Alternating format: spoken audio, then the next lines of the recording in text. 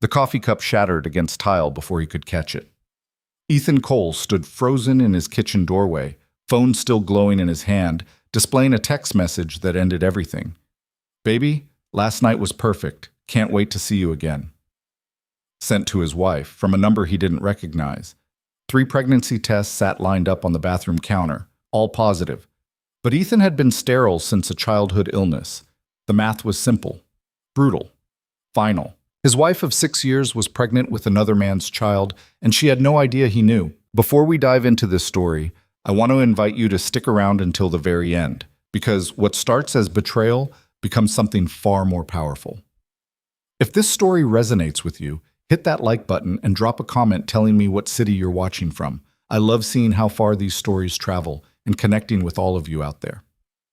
Now, let's get into it. Ethan Cole had always believed he knew his wife. 6 years of marriage, 8 years together total. He knew that Lila took her coffee with too much cream and not enough sugar. He knew she hummed while she cooked, always the same 3 songs on rotation. He knew she folded laundry with almost obsessive precision, every shirt aligned just so. He knew the exact angle of her smile when she was genuinely happy versus when she was just being polite.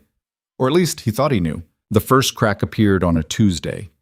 Ethan had come home early from the architecture firm where he worked as a senior designer. A client meeting had canceled, and he'd decided to surprise Lila with takeout from her favorite Thai place. He'd walked into their townhouse in suburban Portland, expecting to find her grading papers. She taught 4th grade at a school across town, but instead found an empty living room and her phone face up on the kitchen counter buzzing. He hadn't meant to look. That's what he told himself later during the sleepless nights that followed. He hadn't been snooping, hadn't been suspicious. The phone had just been there, and the preview of the text had been visible without him even picking it up. "Tonight was amazing. I can't stop thinking about you." From a contact saved simply as J. Ethan had stared at those words for what felt like an hour, but was probably only 30 seconds. His first instinct had been denial. Maybe it was a friend. Maybe it was innocent. Maybe there was an explanation. His second instinct, the one that made his stomach drop, was recognition. He knew his wife's patterns. He knew when something was off. He'd set down the Thai food, picked up the phone. Her passcode hadn't changed, their anniversary, backwards. The messages loaded. 3 months of messages. 3 months of "I miss you," and "When can I see you again?" and "You make me feel alive." 3 months of coordinating meetups, of stolen afternoons, of lies carefully constructed around her work schedule. 3 months of another man, this Jay, saying things to Ethan's wife that Ethan himself hadn't heard from her in over a year. He'd scrolled, read, absorbed. Each message had felt like a small detonation in his chest. Then he'd heard her car in the driveway. Ethan had closed the messages, set the phone back exactly where he'd found it, and picked up the Thai food. When Lila walked in, smiling, asking about his day, he'd smiled back, kissed her cheek, acted normal, because he'd needed time to think. That had been 3 weeks ago. Dead. In those 3 weeks, Ethan had become someone he didn't recognize, someone methodical, cold, precise. He'd created a separate email account and forwarded himself screenshots. Not all of them.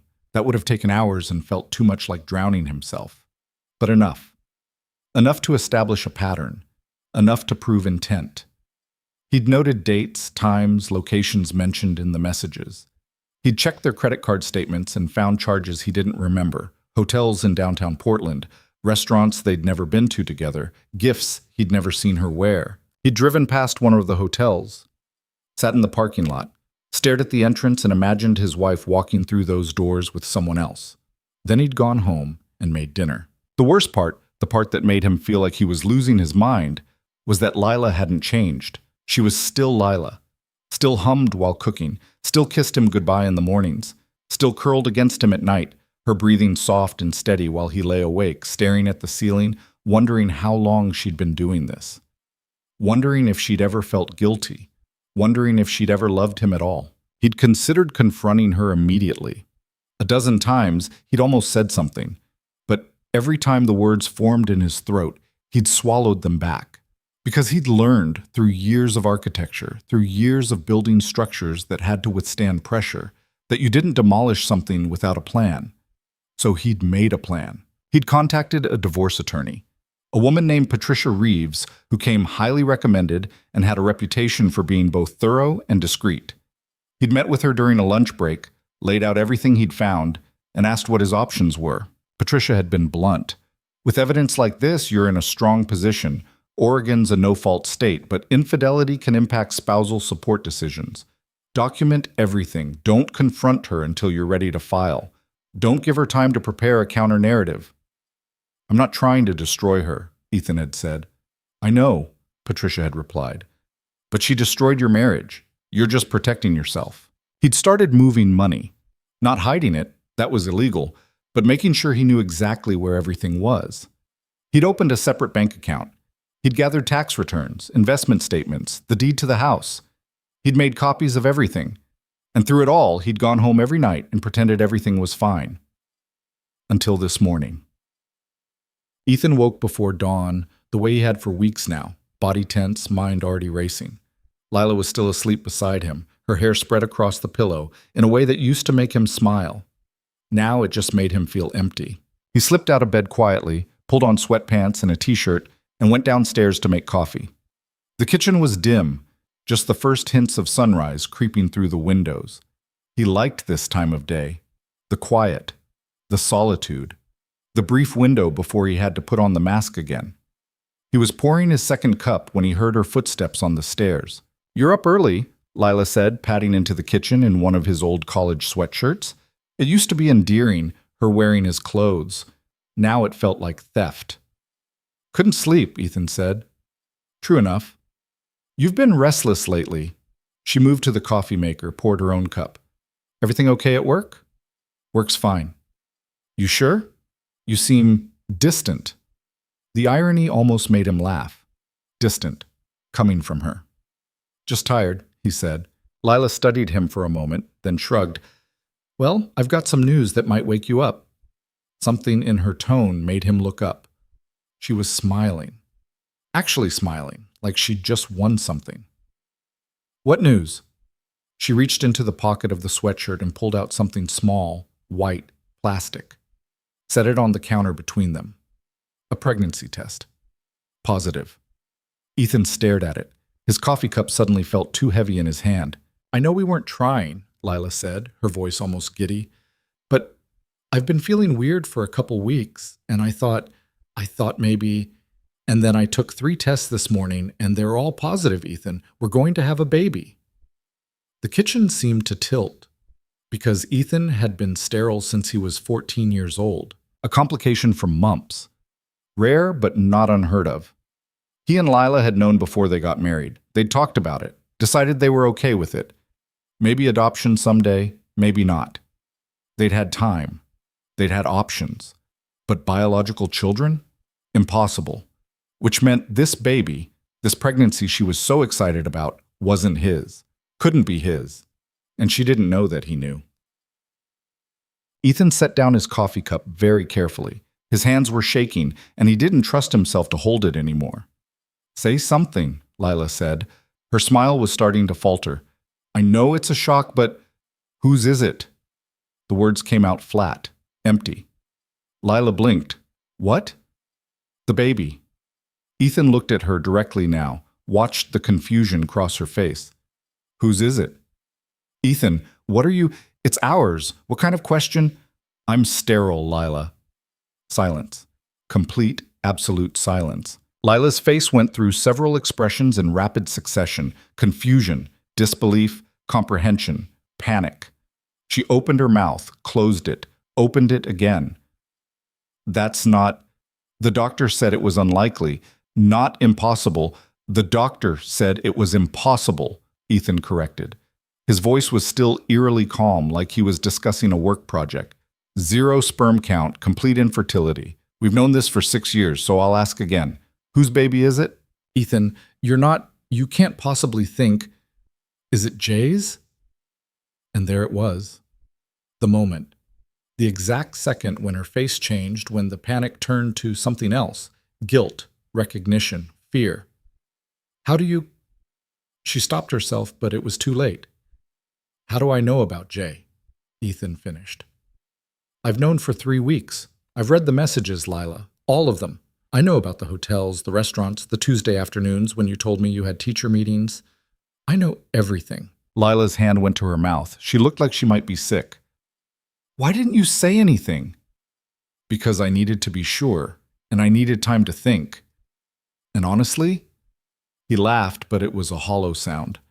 I kept hoping I was wrong, that there was some explanation, some reason that would make this all make sense, but there isn't, is there? Ethan, please, just answer the question. Is the baby his? She started crying. Not the pretty kind of crying from movies, the ugly kind. Mascara running, nose red, gasping for air. I don't know, she choked out. The timing, it could be, but it's not mine. I don't know that. Yes, you do. Ethan's voice finally cracked, just a little. You know exactly what you've been doing, who you've been doing it with. Don't insult me by pretending otherwise. Lila sank into one of the kitchen chairs, her whole body shaking. It wasn't supposed to happen like this. It was supposed to just be… What? Fun, Ethan supplied. A distraction? A midlife crisis at 30? It didn't mean anything. Don't. The word came out sharp, hard. Don't you dare tell me it didn't mean anything. You don't sneak around for 3 months for something that doesn't mean anything. You don't lie to your husband every single day for something that doesn't mean anything. I'm sorry. Are you? Are you actually sorry, or are you just sorry you got caught? Lila didn't answer, just kept crying. Ethan stood there watching her fall apart and felt nothing. Or maybe not nothing, maybe too much all at once, so it all canceled out into a kind of numb static. I'm leaving, he said finally. Her head snapped up. What? I'm leaving. I've already packed a bag. It's in my car. I'm staying at the Marriott downtown until I figure out something more permanent. Ethan, no, we can talk about this. We can work through… There's nothing to work through. You cheated on me for months. You got pregnant with another man's child, and you were going to let me think it was mine. You were going to lie to me for the rest of our lives. I didn't… What was the plan, Lila? He was shouting now, the calm finally breaking. Were you going to tell me? Or were you just going to let me raise this kid thinking it was mine? Were you going to keep seeing Jay on the side? How long were you going to keep this going? I ended it, she screamed back. 2 weeks ago I ended it. When I found out I was pregnant, I told him it was over. Oh, well then, everything's fine. You ended your affair. That makes it all okay. That's not what I… Did he know? About the pregnancy? Lila hesitated, just for a second, but it was enough. He knew, Ethan said. You told him before you told me. He had a right to know if it was his, but I didn't have a right to know you were fucking someone else? She flinched at the word. Good. He wanted her to flinch. You'll be hearing from my attorney, Ethan said. Her name is Patricia Reeves. She'll be in contact about the divorce proceedings. Divorce? Ethan, no, please. What did you think was going to happen? I thought we could… There is no we anymore. There hasn't been for months. You made sure of that. He turned to leave. Ethan, wait! He stopped but didn't turn around. I love you, Lila said. Her voice was small, broken. I know I screwed up. I know I don't deserve forgiveness, but I love you. I never stopped loving you. Ethan stood there for a long moment. Then, without looking back, you have a really strange way of showing it. He walked out of the kitchen, out of the house, and into his car. His hands were shaking so badly it took 3 tries to get the key in the ignition. As he pulled out of the driveway, he could see Lila in the kitchen window, still crying, her phone pressed to her ear. Calling Jay, probably. Telling him everything. Making it his problem now. Ethan drove. Didn't know where he was going, just drove. Through their neighborhood with its neat lawns and happy families, past the park where they used to walk on Sunday mornings, past the coffee shop where they'd had their first date, past everything they'd built together. By the time he pulled into the Marriott parking lot, the sun was fully up. A beautiful morning, clear skies, crisp air. The kind of day that made you glad to be alive. Ethan sat in his car and cried for the first time in 3 weeks. And the hotel room was generic. Beige walls, floral bedspread, abstract art that meant nothing. Ethan sat on the edge of the bed and stared at his phone. 17 missed calls from Lila, 32 text messages. He read them in order, watched her progression from panic to anger to bargaining to grief. Please come home. We need to talk about this. You can't just leave. I'm sorry. I'm so sorry. Please answer me. I'll do anything. Therapy, counseling, whatever you want. This baby could still be yours. We don't know for sure. That one made him laugh. Actually laugh out loud in the empty hotel room. Ethan, please, I can't do this alone. I made a mistake. One mistake. Doesn't that count for something? You're being cruel. Fine. Don't answer, but you can't hide forever. I love you. He blocked her number. Then he called Patricia Reeves. Ethan, she answered on the second ring.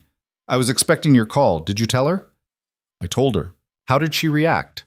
About how you'd expect. Tears, denial, bargaining, the greatest hits. Are you somewhere safe? Hotel downtown? Good. Stay there. Don't go back to the house unless you absolutely have to, and if you do, bring someone with you. I'll start filing the paperwork today. We'll need to move quickly on separating finances, establishing residency, all of that. Okay. How are you holding up? Ethan looked around the hotel room, at his suitcase in the corner, at his laptop on the desk, at the ring on his finger that suddenly felt like it weighed 1,000 pounds. I'm fine, he lied. No, you're not, and that's okay. But Ethan, you did the right thing. Did I? You did. Trust me. I've been doing this for 15 years. I've seen what happens when people try to work through something like this. It doesn't end well. Maybe we're different. You're not. No one is. Patricia's voice was kind but firm. She made her choice. Now you get to make yours. And choosing yourself? That's not selfish. That's survival. After he hung up, Ethan sat in silence for a long time. Then he took off his wedding ring, looked at it. The simple gold band that he'd worn for 6 years. That had meant everything. He set it on the nightstand and went to take a shower. Shit. The next few days passed in a blur. Ethan went to work, came back to the hotel, ordered room service, slept poorly. Repeat. His coworkers noticed something was off.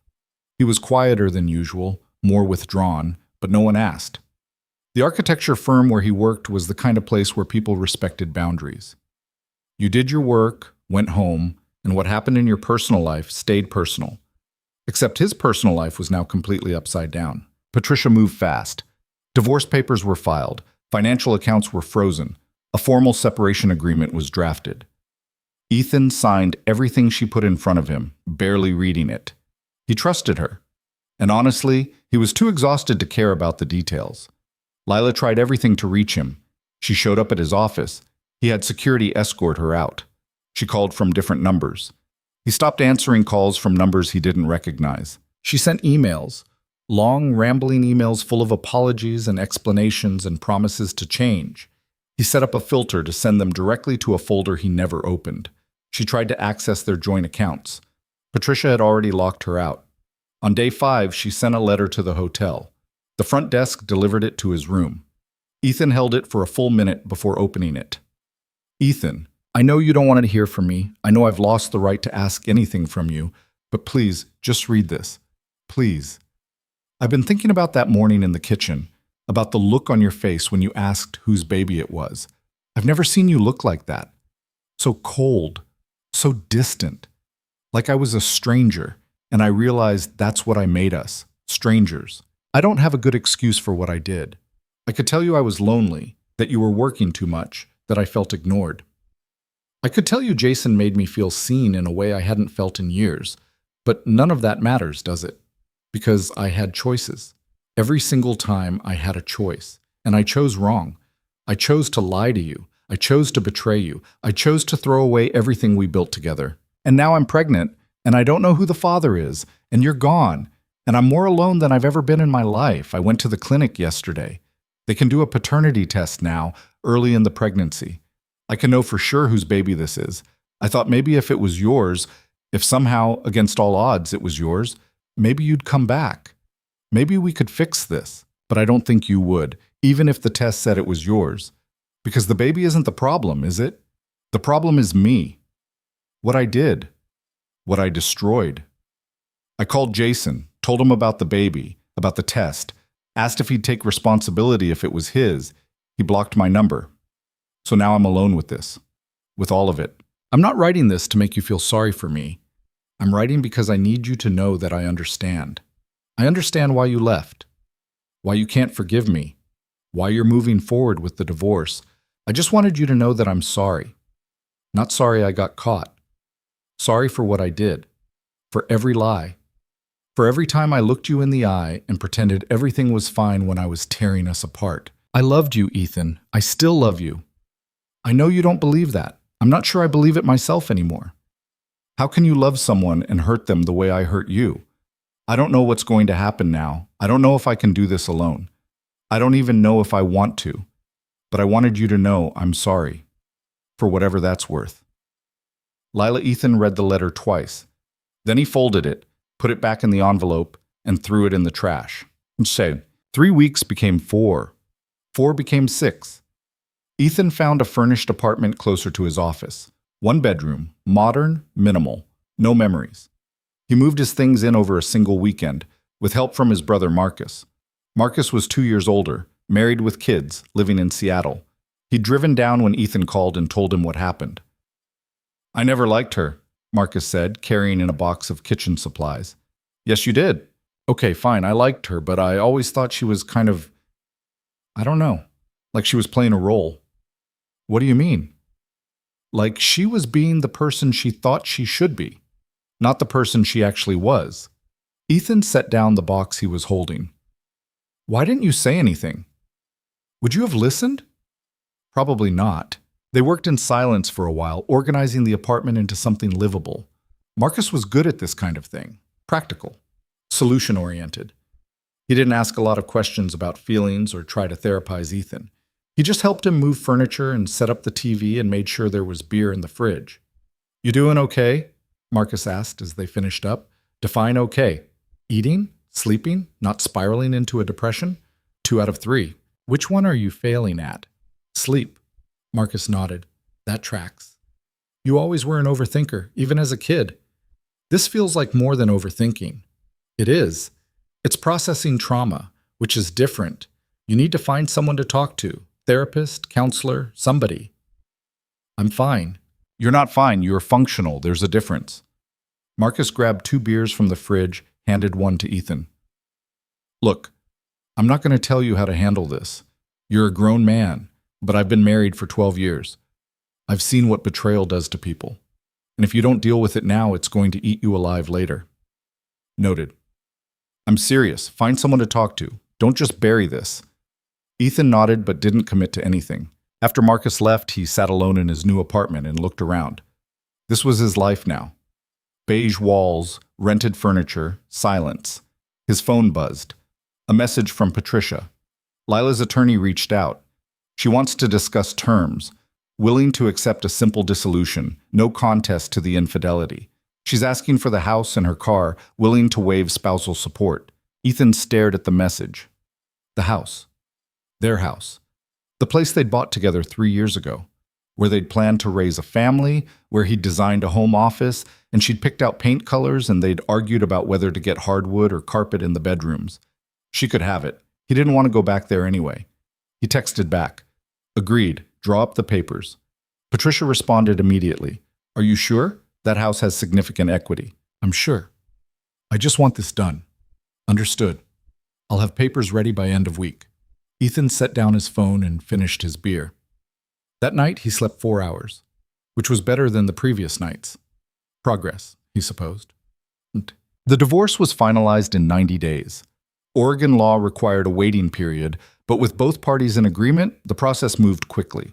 No contested assets, no arguments over terms, just signatures and legal forms and the quiet dissolution of 6 years of marriage. Ethan signed the final papers in Patricia's office on a Thursday afternoon. That's it, she said. You're officially divorced. That's it, he repeated.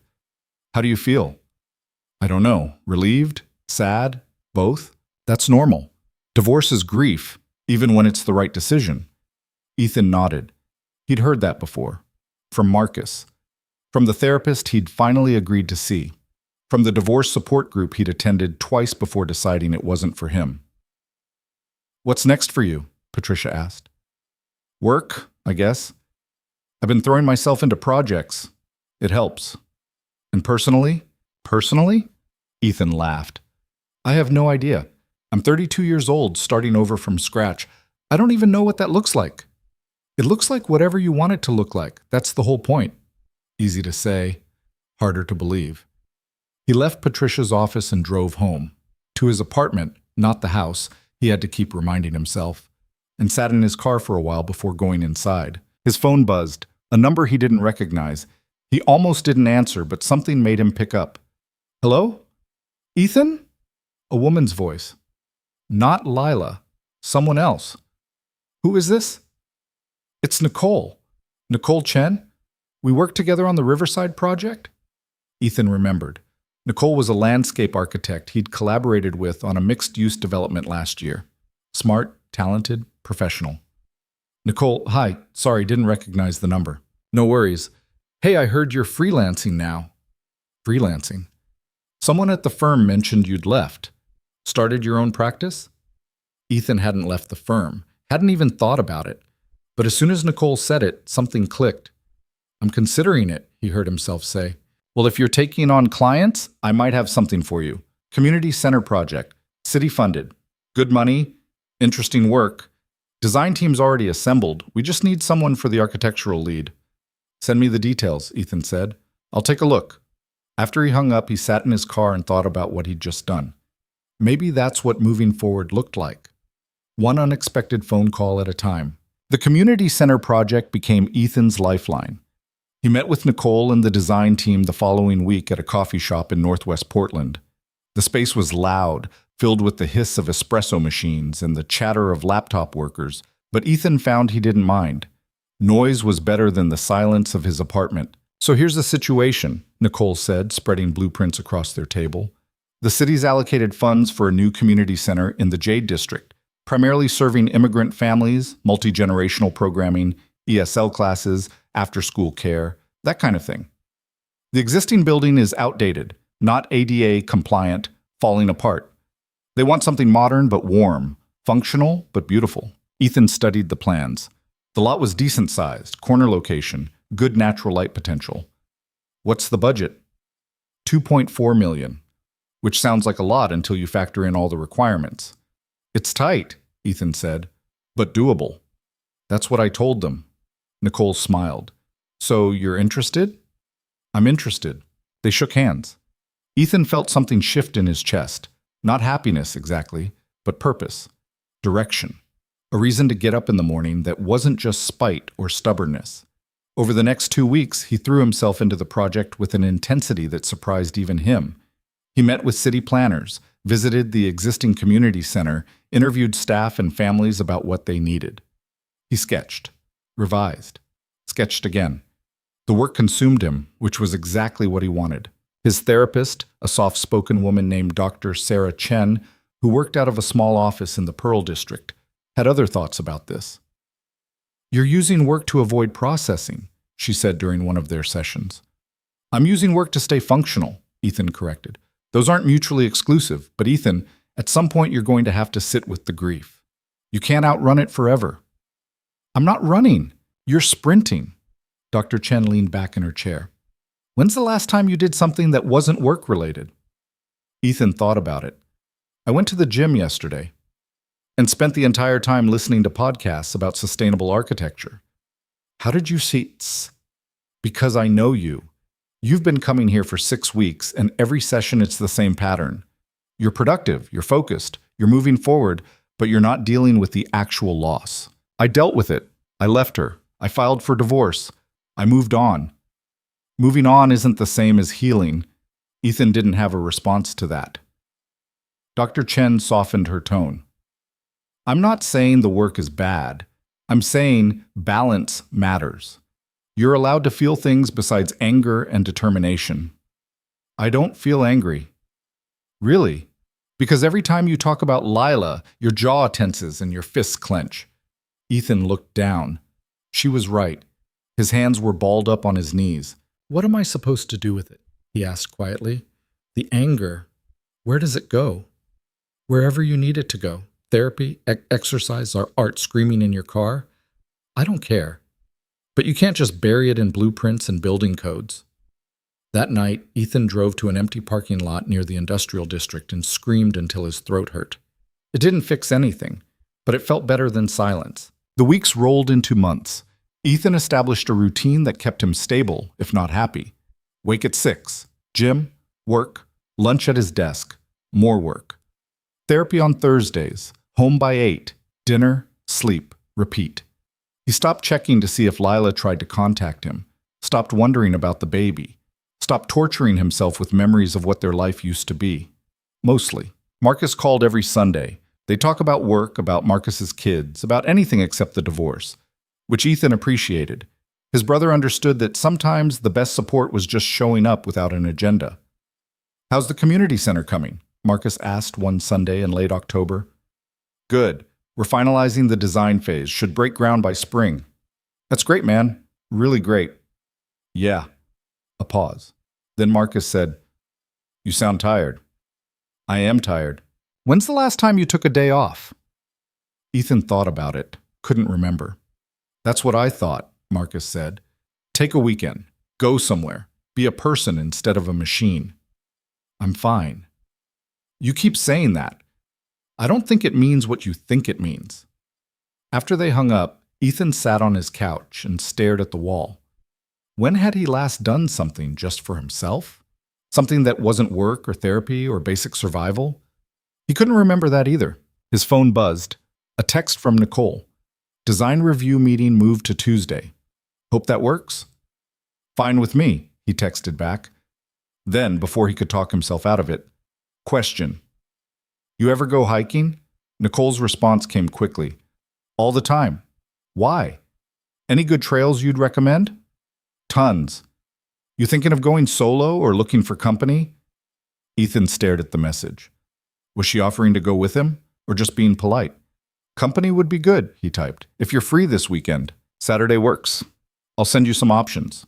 He set down his phone and realized he was smiling. Actually smiling. It felt strange, like using a muscle he'd forgotten existed. Saturday morning dawned clear and cold. Ethan met Nicole at the trailhead for Angel's Rest, a moderate hike in the Columbia River Gorge. She showed up in practical hiking gear, hair pulled back, looking completely different from the professional landscape architect he'd worked with. "Fair warning," she said as they started up the trail. "I talk a lot when I hike. If that's annoying, just tell me to shut up." "I could use some talking," Ethan said. "I've been too quiet lately." They hiked in companionable silence for the first mile, just the sound of their boots on the trail and the rustle of wind through the trees. Then Nicole asked, "So what made you want to go hiking?" "My brother told me I needed to stop being a machine." "Are you?" "A machine?" "Lately, yeah. Work, therapy, sleep. That's about it." "Sounds lonely." "It is." Nicole navigated over a rocky section of trail before responding. "I heard you got divorced." Ethan glanced at her. "Who told you?" "Office gossip. Sorry, architecture community's small." She paused. "You don't have to talk about it if you don't want to." "It's fine." "Yeah, I got divorced. Finalized a few months ago." "That's rough." "I'm sorry." "Thanks." They climbed higher, the river visible now through breaks in the trees. Nicole didn't push for details, which Ethan appreciated. Too many people wanted the whole story, wanted to know exactly what happened so they could judge or sympathize or offer useless advice. "I was engaged once," Nicole said after a while. "Didn't work out." "What happened?" "He wanted kids. I didn't. We kept thinking we'd compromise, but you can't really compromise on that, you know?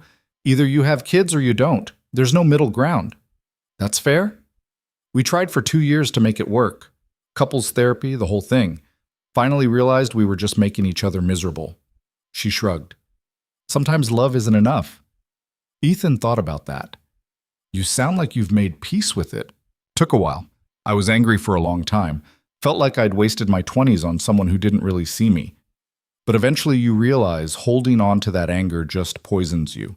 Doesn't hurt the other person, just yourself." They reached the summit an hour later, breathing hard, faces flushed from exertion.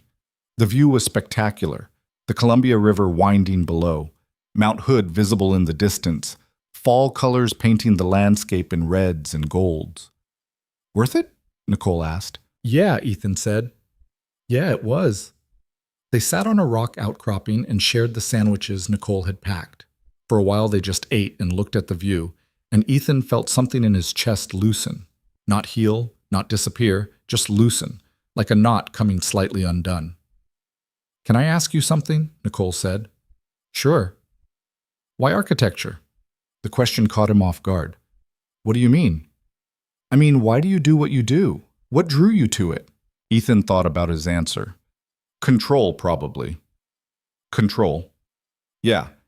You design a building, you control how people move through space, how light enters, how rooms connect. Everything's intentional. Everything has a purpose. There's no chaos, no randomness, just decisions and consequences. Nicole studied him. That's a pretty specific answer. "I had a chaotic childhood, divorced parents, moved around a lot. Architecture felt like the opposite of that. Permanence, structure, things that last." "Does it still feel that way?" "Sometimes. Other times it feels like I'm just building monuments to things that don't actually last. But I keep doing it anyway." "Why?"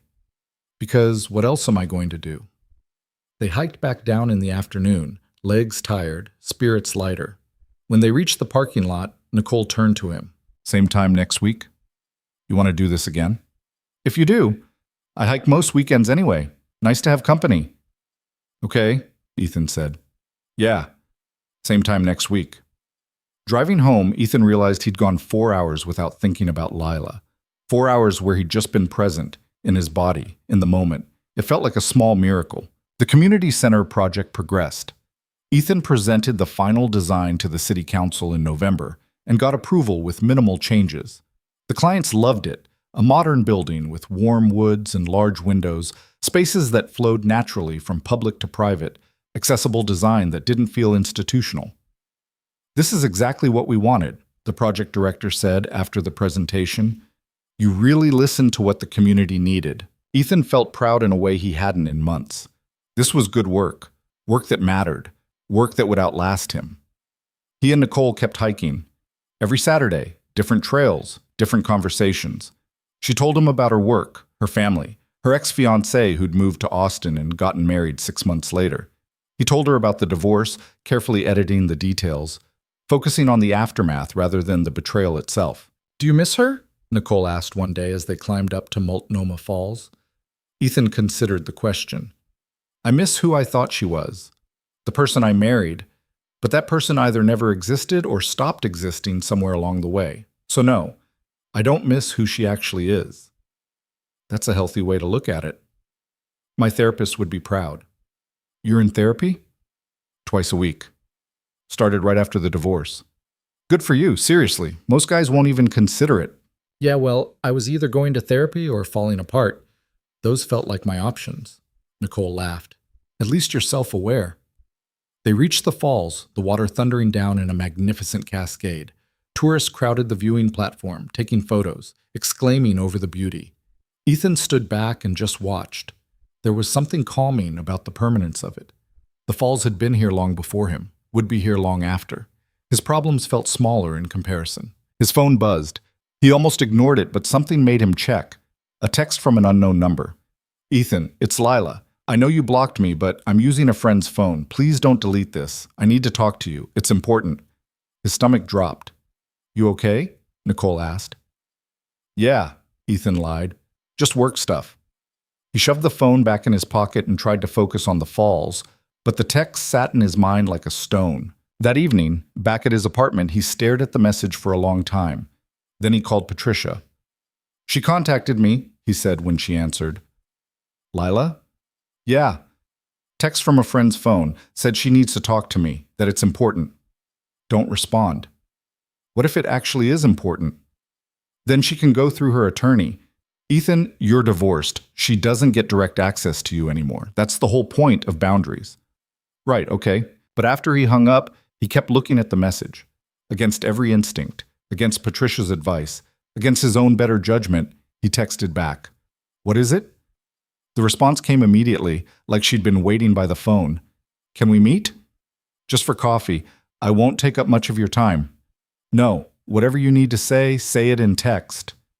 A long pause. Then, I had the baby. Ethan's heart stopped. When? 2 weeks ago. A girl. 7 pounds, 3 ounces. He didn't know what to say. Didn't know what she expected him to say. Congratulations, he finally typed. I did the paternity test. Like I said I would. Got the results yesterday. Ethan closed his eyes. He didn't want to know, didn't want to be pulled back into this. But he asked anyway. And? She's not yours. Something twisted in his chest. Relief? Grief? Both at once, so tangled together he couldn't separate them. Why are you telling me this? Because I wanted you to know. Because you deserved to know. I already knew. We've been over this, I know. But having it confirmed felt different, final. Ethan set down his phone, picked it up, set it down again. Is there anything else? He typed. Jason won't take responsibility, won't return my calls, won't acknowledge her. I'm doing this alone. I'm sorry, but that's not my problem. I know. I know it's not. I don't know who else to talk to. You need to talk to someone, a therapist, a support group. But not me, Lila. It can't be me. I know, we're divorced. That boundary exists for a reason. I know.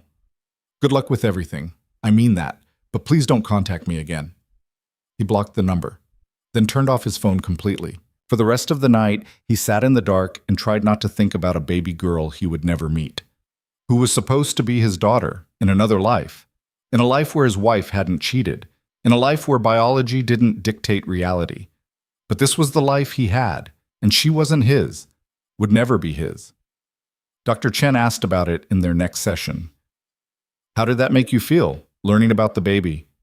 I don't know, empty, mostly. Empty how? Like I should feel more, anger or grief or something, but it's just nothing. A baby exists that isn't mine. Okay, that was always going to be true. The paternity test just confirmed it. Do you think about what might have been? No point. That's not what I asked. Ethan shifted in his chair. Yeah, I think about it. Of course I think about it. I think about the life we were supposed to have, the family we were supposed to build. And then I remember none of that was real. It was all built on lies. So what's the point of mourning something that never actually existed? The pain is real, even if the foundation wasn't. I know. Do you? Because you keep intellectualizing instead of feeling. Feeling doesn't change anything. No. But it processes things, completes the cycle. Right now you're stuck in analysis mode, understanding what happened, why it happened, what it means. But you haven't actually grieved the loss. I don't know how to do that. Start by admitting it hurts. Ethan looked out the window. Portland rain streaked the glass, the city gray and wet and cold. It hurts, he said quietly. What hurts? All of it. The betrayal, the lies, the baby that should have been mine, the future I thought we'd have. It all hurts. Good, Dr. Chen said. That's a start. December came. The community center broke ground on schedule. Ethan stood at the construction site on a freezing morning, watching the crew pour the foundation, and felt something like satisfaction. This was real, concrete and steel in purpose, something that would stand long after the pain faded. Nicole came to the groundbreaking ceremony. So did the design team, the city council members, families from the community. Everyone was excited, hopeful, talking about what the center would become. You should be proud, Nicole said, standing next to him. I am. But? No but, just, it's weird. Building something meant to bring people together while my own life fell apart. Maybe that's exactly why you built it, because you needed to believe things could be built to last. Ethan looked at her. You're pretty insightful for a landscape architect. We're a deep profession. She smiled. Hey, some of us are getting drinks after this. You should come. I don't know. Come on, you can't just work and hike. You need to actually socialize with humans occasionally. I socialize. Your therapist doesn't count. That's fair. He went to the bar, Sat with Nicole and the design team and drank beer and talked about projects and life and nothing in particular. And for a few hours, he felt almost normal, like a person who existed outside of his divorce, outside of his pain. On the way home, Nicole texted him. "Glad you came out tonight." "Me too," he replied. "Same time Saturday for hiking?" "Actually, I can't this weekend. Heading to Seattle to visit my brother." "Family time." "Good. Have fun." "Thanks." Then before he could second guess it, "Maybe dinner when I get back?" The three dots appeared, disappeared, appeared again. "Like a date?" Ethan's heart hammered. "Yeah, like a date. I'd like that." He stared at her response for a long moment, then smiled. Maybe moving forward looked like this. Small steps, tiny moments of hope, permission to be something other than broken. The visit to Seattle was good. Marcus's kids were loud and chaotic and exactly what Ethan needed. No one asked about the divorce. No one treated him like he was fragile. He was just Uncle Ethan, who helped build Lego towers and played video games and pretended to be interested in lengthy explanations of Minecraft strategy. "You seem better," Marcus said on the last night, after the kids had gone to bed. "I'm getting there." "The work helping?" "Yeah, and therapy, and hiking." "Hiking? Friend from work. We've been going every weekend." Marcus raised an eyebrow. "Friend? Don't start." "I'm not starting, just observing. You're smiling when you talk about her." "It's not like that." "Sure it's not. But maybe it was. A little bit. The possibility of it, anyway." Ethan drove back to Portland feeling lighter than he had in months. He had dinner with Nicole the following Tuesday at a small Italian place in the Pearl District. They talked about work and family and everything except their respective exes. "This is nice," Nicole said over dessert. "Normal nice, like we're just two people having dinner." As opposed to two damaged people trying to figure out how to function. Are we not damaged people trying to figure out how to function? Oh, we absolutely are. But it's nice to pretend for a few hours. Ethan laughed. Actually laughed. From his chest. The sound surprising even himself. They had a second date. Then a third. Nothing rushed. Nothing intense. Just time spent together, getting to know each other outside of work and trauma.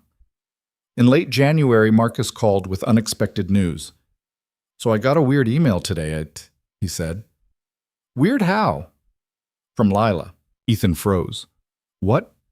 "She found me on LinkedIn, sent a message asking if I'd talk to you, said she's been trying to reach you, but you've blocked her everywhere." "I have. Intentionally." "I know. That's what I figured. But she said it's urgent about the baby." "The baby isn't mine, Marcus. We've been over this." "I know. But she said there are complications, medical stuff. She needs to talk to you about it." "Then she can talk to my attorney." "Ethan." "No, I'm serious. I've moved on. I'm building a new life. I'm not getting pulled back into her drama." "What if it's not drama? What if something's actually wrong? Then I'm still not the person she should be calling. We're divorced. I don't owe her anything." Marcus was quiet for a moment. "You're right. You don't. Just wanted to pass along the message." After they hung up, Ethan sat with the information. Tried not to let it derail him. Tried not to imagine what complications meant. Tried not to care. Failed on all counts. He called Patricia. "She contacted my brother," he said, asking him to relay a message. "What kind of message?" "Something about medical complications with the baby. She says it's urgent." "Did she provide details?" "No, just that she needs to talk to me." "Then she can talk to me. I'll reach out to her attorney, get the actual story. If there's something you genuinely need to know, I'll let you know." "But Ethan?" "Don't engage directly. That's what boundaries are for." "Okay." "I'm serious. Whatever's going on with her and that baby, it's not your responsibility. You need to protect yourself." "I know." But knowing didn't make it easier. Patricia called back 2 days later. "I spoke with Lila's attorney," she said. "The baby has some health issues. Nothing life-threatening, but she'll need ongoing medical care. Expensive medical care. Lila doesn't have great insurance, and Jason, the actual father, has completely disappeared. She's looking at significant medical debt, and she wants me to help pay for it." She didn't say that explicitly, but yes, that's the implication. The answer's no. I told her attorney as much. Just wanted you to be aware. Thanks. He hung up and immediately called Dr. Chen. I need an emergency session, he said. She fit him in that afternoon. Talk to me, she said once he was settled in her office. Ethan told her everything, the texts, the message through Marcus, the medical complications, the implicit request for money. And how do you feel about all of this? Angry, manipulated, like she's trying to use guilt to pull me back in. Do you feel guilty? No. Yes. Maybe. I don't know. He ran his hands through his hair. It's not my kid. I don't owe her anything. But there's a baby who didn't ask for any of this, and she's suffering, and I could help, but I'm choosing not to. And doesn't that make me an asshole? Does it? You're supposed to tell me. I'm supposed to help you figure out what you think. So let me ask again. Does choosing not to financially support your ex-wife's child with another man make you an asshole? Ethan thought about it. Really thought about it. No, he said finally. No, it doesn't. Because where does it end? I pay for this medical bill, then what? The next one? Do I help with childcare, college? At what point do I get to have my own life separate from hers? Those are good questions. I'm not responsible for fixing her mistakes. No, you're not. And setting boundaries doesn't make me cruel. It doesn't. Then why do I feel like such a piece of shit? Because you're a good person who's been conditioned to feel responsible for other people's well-being. But Ethan, you can be compassionate without being complicit. You can feel sorry for the situation without making it your problem to solve. He left the session feeling more solid, more certain. That night, he called Marcus back. If Lila contacts you again, tell her to stop. Tell her I'm not going to engage. Tell her whatever she needs to tell me can go through attorneys. You sure? I'm sure. Okay, I'll handle it. Thanks. Hey, Ethan. Yeah? I'm proud of you for setting boundaries, for taking care of yourself. I know it's not easy. It's really not. But you're doing it anyway. That counts for something. After they hung up, Ethan sat in the silence of his apartment and felt the weight of his decision settle into his bones. He'd chosen himself. For the first time in his life, he'd chosen himself. And whatever guilt came with that, whatever second-guessing, whatever late-night wondering if he'd made the right call, he'd deal with it, because this was his life now, and he was done letting anyone else write the story. Spring arrived with the kind of weather that made Portland natives forget the 6 months of rain they'd just endured. Cherry blossoms exploded across the city in clouds of pink and white. The community center construction was ahead of schedule, the frame already up, walls going in. Ethan visited the site twice a week, watching his design transform from paper into reality. Things with Nicole had progressed slowly, carefully. They'd been seeing each other for 3 months now, though neither had put a label on it. Dinner once or twice a week, hiking on Saturdays. The occasional movie. They'd kissed for the first time in February, standing in his kitchen after she'd come over to help him pick out paint colors for his apartment. It had been tentative at first, both of them damaged enough to be cautious, but it had felt right. I like this, Nicole had said afterward, her forehead resting against his. I like you, but I need us to go slow. I'm not in any hurry, Ethan had replied. And he wasn't. For the first time in his adult life, he wasn't planning 3 steps ahead, wasn't building towards some predetermined future. He was just existing in the present, taking things as they came. Dr. Chen noticed the change. You seem lighter, she observed during a session in early April. More settled. I feel lighter, like I'm not carrying as much weight. That's growth, real growth. How are you sleeping? Better. 6, 7 hours most nights. And the intrusive thoughts about Lila? Less frequent. Sometimes I'll go days without thinking about her. Then something will trigger it, and it's like... He paused, searching for the right words. Like remembering an old injury. You know it happened, you know it hurt, but the pain's mostly gone. That's a healthy way to describe it. What about the baby? Ethan shifted in his seat. That's harder. Sometimes I wonder what she looks like. If she's healthy now, if Lila figured things out. But then I remind myself it's not my business, not my responsibility. Do you believe that? Most days. Some days it feels like I'm being selfish, like I should care more. You can care without being involved. Those aren't mutually exclusive. I know. Doesn't always feel that way, though. Dr. Chen made a note. What about Nicole? How's that progressing? Good. Really good, actually. She gets it, Gets what it's like to have your life implode and have to rebuild from scratch. Have you talked about the future? Not really. We're both just enjoying the present. Is that enough for you? Ethan considered the question. 6 months ago, he would have needed a plan, a trajectory, a clear endpoint. Now? Yeah, it is. He left the session feeling good, drove to the construction site to check on progress. The crew was installing windows, the building starting to look less like a skeleton and more like an actual structure. He stood there watching, coffee in hand, when his phone rang. Unknown number. He almost didn't answer, but something made him pick up. Hello? Heavy breathing. Then a woman's voice, not Lila's. Is this Ethan Cole? Who's asking? My name is Rebecca Marsh. I'm a nurse at Providence Hospital. I have a patient here who's been asking for you. Lila Cole? Ethan's stomach dropped. We're divorced. She shouldn't be using my name. I apologize. Lila Henderson, then. She was admitted 3 hours ago. She's had some complications and she's asking to speak with you. Says it's urgent. What kind of complications?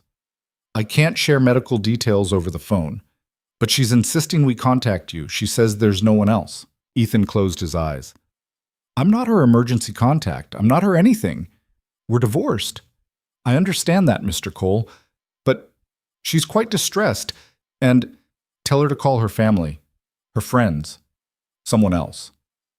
She says there is no one else. Her parents passed away years ago. She has no siblings, and not my problem. The words came out harsher than he intended. I'm sorry, but whatever's going on with her, I can't be the person she calls. Tell her to contact her attorney. Tell her to contact social services. But I can't help her. He hung up before the nurse could respond. His hands were shaking. He got back in his car, sat there gripping the steering wheel, trying to steady his breathing. Not his problem, not his responsibility.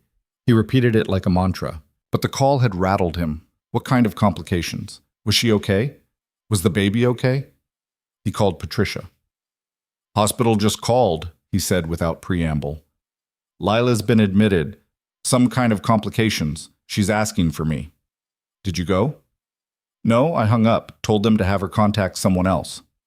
Good. That was the right call. Was it? Because it feels pretty shitty. Ethan, we've been over this. You are not responsible for her medical emergencies. You are not her husband. You are not that baby's father. You're a person who used to be married to someone who betrayed you, and you have every right to maintain your boundaries. I know. But you're second-guessing yourself. Of course I am. There's a woman in a hospital asking for help, and I said no. A woman who destroyed your marriage and then tried to manipulate you into supporting a child that isn't yours. A woman who has repeatedly violated your boundaries despite you being clear about them. You don't owe her anything. Ethan knew Patricia was right, but knowing didn't make the guilt disappear. What if something's really wrong? He asked quietly. Then the hospital will handle it. That's what hospitals do. They have social workers, case managers, resources for people in difficult situations. Lila is not helpless. She's just trying to make you feel like you're the only person who can help her. That's manipulation, Ethan. Don't fall for it. He hung up and sat in his car for another 20 minutes. Then he called Nicole. Hey, she answered. What's up? Are you busy? Just finishing up a site visit. Why? Can I come over? Of course. Is everything okay? Not really. I'll explain when I get there. Nicole's apartment was in a converted warehouse in the Central East Side, all exposed brick and high ceilings. She opened the door in work clothes, concern on her face. What happened? Ethan told her everything. The call from the hospital, the guilt, the conversation with Patricia. Nicole listened without interrupting, then said, What do you want to do? I don't know. Part of me wants to just ignore it and move on. Part of me feels like an asshole for not at least checking to make sure she's okay. Those can both be true at the same time. I know, doesn't make it easier. Nicole sat next to him on the couch. Can I tell you what I think? Please. I think you're looking for permission to care, and you don't need it. You're allowed to be concerned about her well-being while also maintaining your boundaries. Those aren't contradictory. So what do I do? What feels right to you? Not what your attorney says, not what your therapist says, not what I say. What do you actually want to do? Ethan thought about it. really thought about it. I want to know she's okay, he said finally. Not because I owe her anything, not because I want to get back together, just because she's a human being who's suffering and I'm not heartless enough to not care about that. But I also don't want to open a door that I've spent 6 months closing. So find out she's okay without opening the door. How? Call the hospital back, ask to speak with her doctor or social worker. Get the basic information. She's stable, she's being cared for, there's a plan in place. Then you know she's not dying in a hallway somewhere, and you can go back to your life without wondering. It was such a simple solution that Ethan felt stupid for not thinking of it himself. He called the hospital, asked to speak with the social worker on Lila's case, got transferred 3 times before reaching someone who could help. This is Margaret Chen. I'm the case manager for this patient. You're listed as having called earlier? I am. Look, I'm the patient's ex-husband. We're divorced. I'm not her emergency contact and I can't be involved in her care, but she's asked for me and I just want to make sure she's okay and there's a support system in place for her. I appreciate you calling back. Can I ask why you're not able to be involved? Because we're divorced and maintaining that boundary is important for my mental health. I understand. Let me be frank with you. Your ex-wife is stable. She had some postpartum complications that required hospitalization, but she's recovering well. The baby is with her and is healthy. We're working on connecting her with resources, housing assistance, medical bill payment plans, support groups for single mothers. She's not alone, even if she feels like she is. Relief washed over Ethan. Thank you. That's all I needed to know. May I ask, would you be willing to speak with her? Just briefly? Sometimes closure helps both parties move forward. No, I'm sorry, but no. I've tried to maintain clear boundaries, and every time I bend them, it makes things worse. She has resources. She has support. She doesn't need me. I respect that. Thank you for calling to check on her well-being. Ethan hung up and felt something in his chest unclench. She was okay. The baby was okay. They were being taken care of. He'd confirmed what he needed to confirm without compromising his boundaries. Feel better? Nicole asked. Yeah, actually, I do. Good. Now, can I make you dinner? You look like you could use a decent meal. They cooked together in her kitchen, something simple, pasta with vegetables, garlic bread, a salad. Normal things, easy things. While they worked, Ethan felt the tension from earlier start to dissipate. Thank you, he said as they sat down to eat. For what? For not making me feel bad about any of this, for not judging me either way. Why would I judge you? You're doing the best you can with a shitty situation. That's all anyone can do. They ate in comfortable silence for a while. Then Nicole said, Can I tell you something? Of course. When my engagement ended, I went through this phase where I felt like I had to prove I was over it, like I had to be completely fine all the time, or people would think I was weak or still hung up on him. And it was exhausting, performing okayness when I wasn't actually okay. What changed? I realized being okay isn't a performance. It's a process. Some days you're fine, some days you're not, and that's allowed. You don't owe anyone a linear recovery. Ethan set down his fork. That's exactly what I needed to hear. I know, that's why I said it. Later that night, lying in Nicole's bed with her curled against his side, Ethan felt something he hadn't felt in over a year. Peace. Not happiness, not joy, but simple peace. The kind that comes from knowing you made the right choice, even when it was hard. His phone buzzed on the nightstand. He almost ignored it, but Nicole was asleep and the light was annoying, so he reached over to silence it. A text from an unknown number. He should have just deleted it. Should have known better. But he looked. The hospital called you. Thank you for checking on me. I know you didn't have to. It was Lila. Had to be. She'd gotten a new number somehow. Don't contact me again, he typed back. This number will be blocked. I know. I just wanted to say thank you, and I'm sorry for everything. You deserved better. He stared at the message for a long moment. Then he blocked the number and set his phone face down on the nightstand. Nicole stirred beside him. Everything okay? Yeah, he said. Everything's fine. And it was. Or at least, it was getting there. The next few weeks passed without incident. Construction on the community center continued. Work stayed busy. His relationship with Nicole deepened in small, unremarkable ways. She started keeping a toothbrush at his place. He started keeping coffee at hers. They fell into routines that felt comfortable rather than confining. Then, in mid-May, his phone rang while he was at the construction site. A number he recognized this time, Patricia. "What's wrong?" he answered. "Nothing's wrong, but I got a strange package at my office today. It's addressed to you, but it was sent to me with a note asking that I forward it if I felt it was appropriate." "From Lila?" "Yes. It's a letter and some photos. I've read the letter. Attorney privilege allows me to screen correspondence. It's not manipulative or demanding. It's actually quite final." "What's in it?" "I'd rather you read it yourself. I can scan and email it, or I can forward the physical package. Your choice." "Email it. Give me 10 minutes." Ethan sat in his car and waited. His phone chimed with Patricia's email. He opened it, downloaded the attachments. The letter was handwritten, Lila's handwriting, familiar from grocery lists and birthday cards and the life they used to share. "Ethan, I know you said not to contact you. I know I've violated your boundaries too many times. I'm sending this through your attorney because I'm hoping she'll read it first and only pass it along if she thinks it won't hurt you more. If you're reading this, I guess she thought it was okay. I'm not writing to ask for anything. I'm not writing to explain or justify or beg for forgiveness. I'm writing because I owe you the truth, and I never gave it to you. The affair started because I was selfish and bored and looking for something to make me feel alive again. That's not an excuse. That's just the truth. You were working long hours, I was frustrated with my job, and instead of talking to you about it, I looked for validation elsewhere. Jason made me feel exciting and wanted and new, and I convinced myself I deserved that feeling. I told myself I'd end it. Every time I saw him, I told myself it would be the last time. But I didn't end it. I kept going back because it was easier than facing what I was doing to us. When I found out I was pregnant, I panicked. I knew it couldn't be yours. I knew you'd figure it out. Part of me wanted to tell you immediately. Part of me thought maybe I could just make it go away somehow. Pretend it never happened. But then I saw how happy you were when I told you.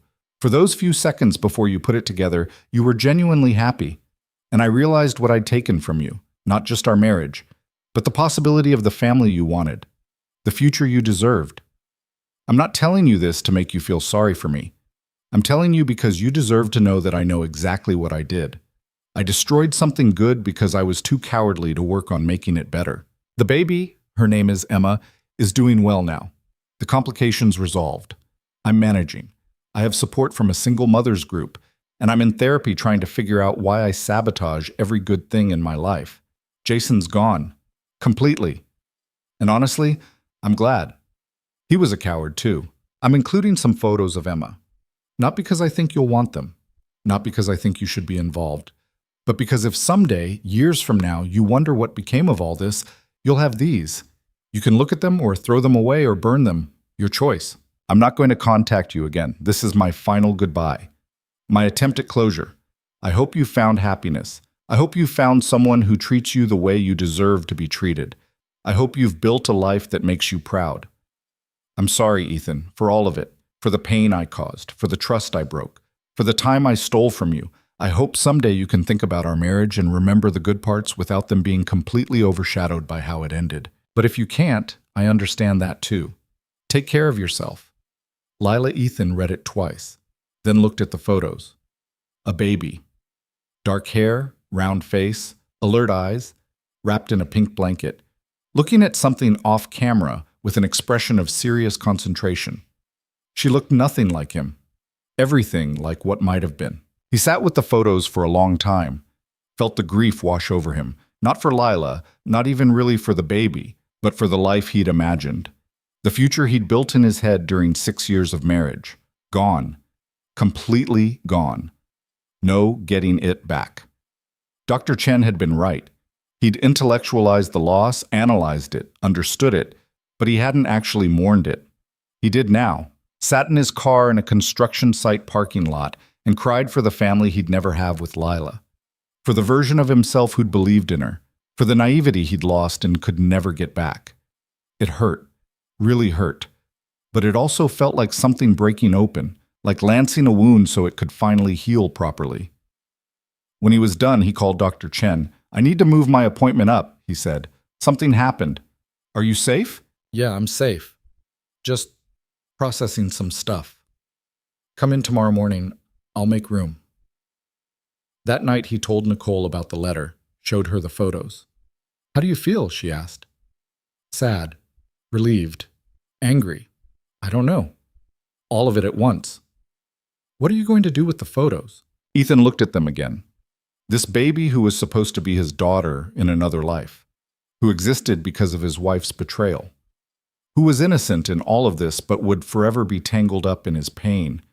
I'm going to keep them, he said, not to dwell on, not to torture myself with, but as a reminder. Of what?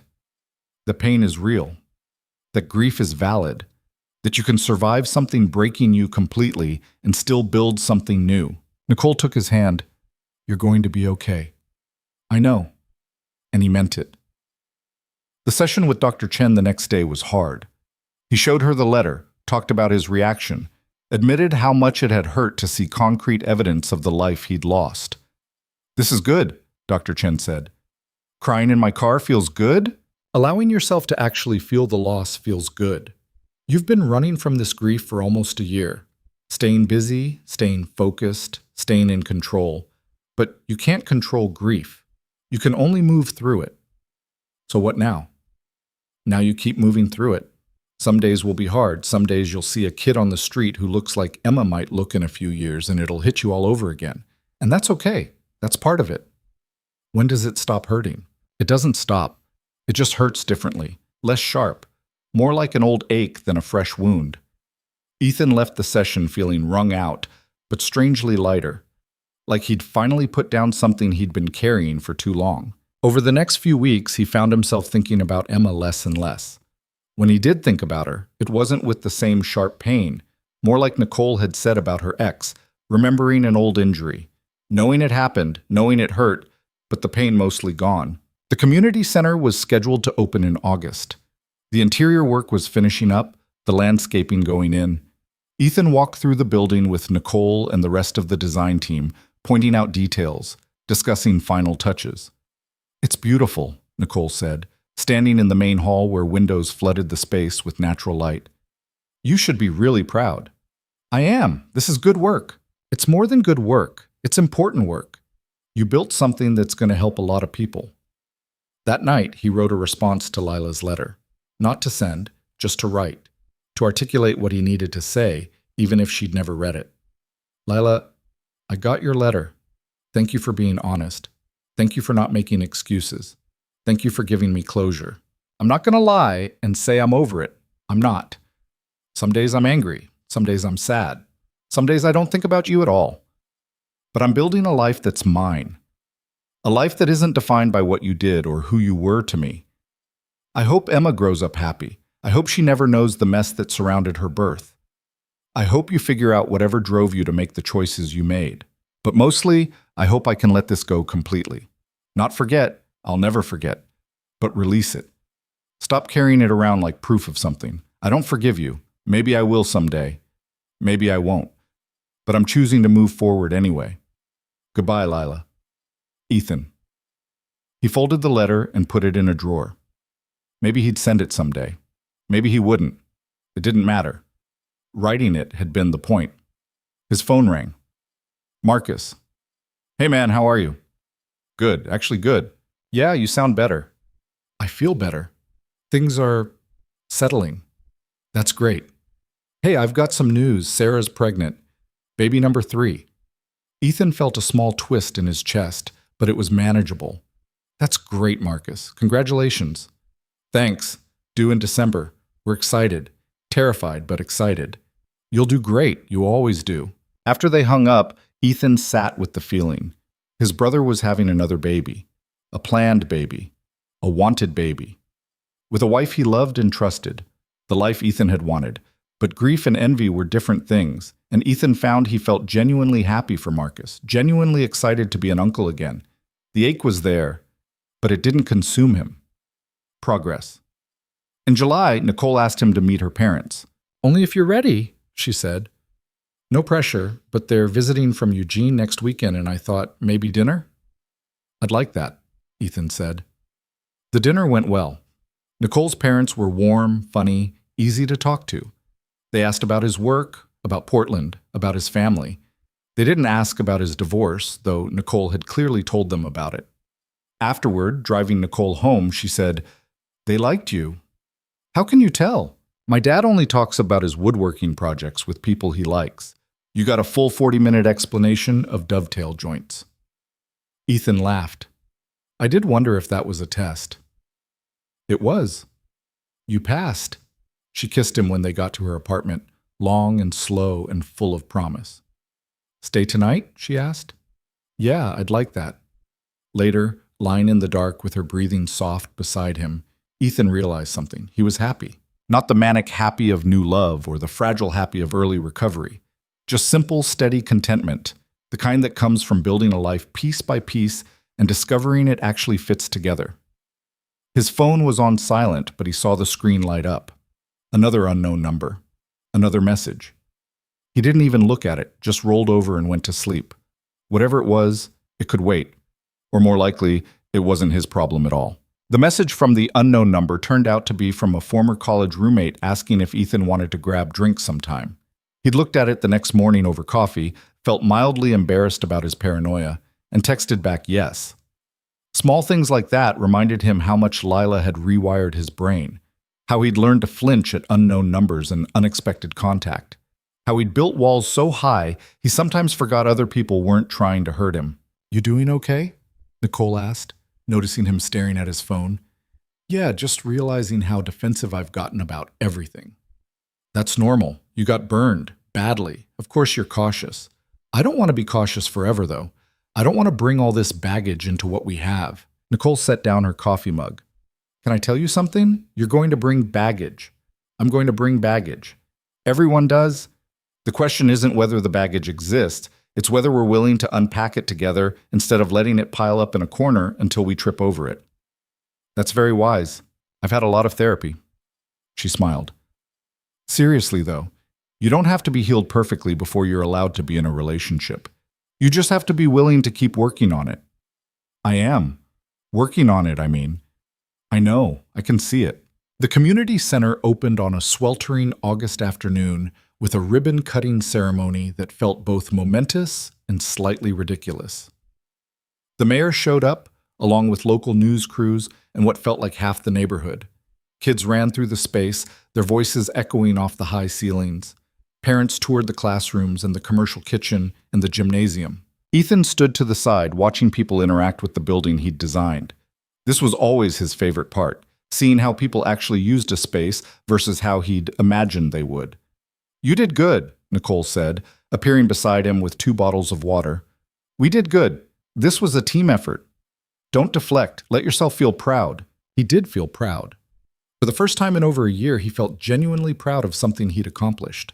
Not just professionally, but personally. He'd built this while his life was falling apart. Had channeled all that pain and anger and grief into something useful, something that would last. A woman approached them, holding a toddler's hand. "Are you the architect?" "I am," Ethan said. "Ethan, this is beautiful. My daughter's going to do her after-school program here. The old building was so cramped and dark. This feels hopeful, you know?" Ethan did know. That's exactly what he'd been going for. "Thank you. That means a lot." After the ceremony, the design team went out for drinks. Ethan sat in a booth with Nicole and 3 other architects, listening to them rehash favorite moments from the project, laughing at inside jokes about permit delays and difficult contractors. "To good work and better friends," someone said, raising a glass. They all drank to that. Walking Nicole to her car later, Ethan felt something settle in his chest. This was his life now. Good work, good people, simple moments that added up to something meaningful. "Come over tonight?" Nicole asked. "Can't. Therapy in the morning, and I need to prep for a client meeting." "Look at you being responsible." "I'm trying this new thing where I don't constantly sabotage my own well-being. How's that working out?" "Jury's still out." She kissed him goodbye and drove off. Ethan went home to his apartment, made a simple dinner, reviewed his notes for the meeting. Normal things. Boring things. The kind of routine that used to make him restless but now felt grounding. His session with Dr. Chen the next morning started with her asking how the community center opening had gone. "Good. Really good, actually. I felt proud. Genuinely proud. not just performing it. That's significant growth. I know. It's weird how much I've changed in a year. Sometimes I barely recognize myself. In what ways? Ethan thought about it. I'm quieter, more internal. I used to be so focused on building towards something, marriage, family, career milestones. Now I'm just trying to be present where I am. Is that satisfying? Some days. Other days it feels like I'm treading water, like I should be doing more, building more, planning more. Old patterns die hard. Yeah. He shifted in his seat. I've been thinking about Lila less. But when I do think about her, it's complicated. I'm not angry anymore.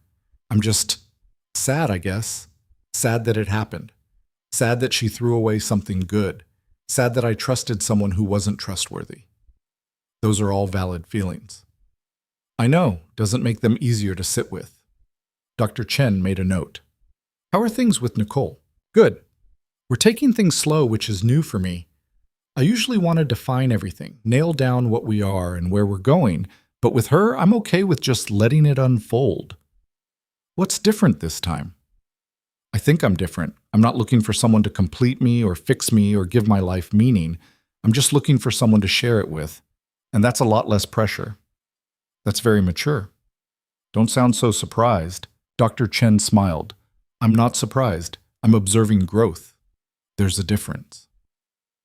That afternoon, Ethan met with a potential new client, a nonprofit looking to build affordable housing units. The project was ambitious, the budget tight, the timeline aggressive. Exactly the kind of challenge he used to jump at without thinking. I need to be honest, he told them. This is a great project, important work, but I want to make sure I can give it the attention it deserves. Can I have a few days to look at my schedule and get back to you?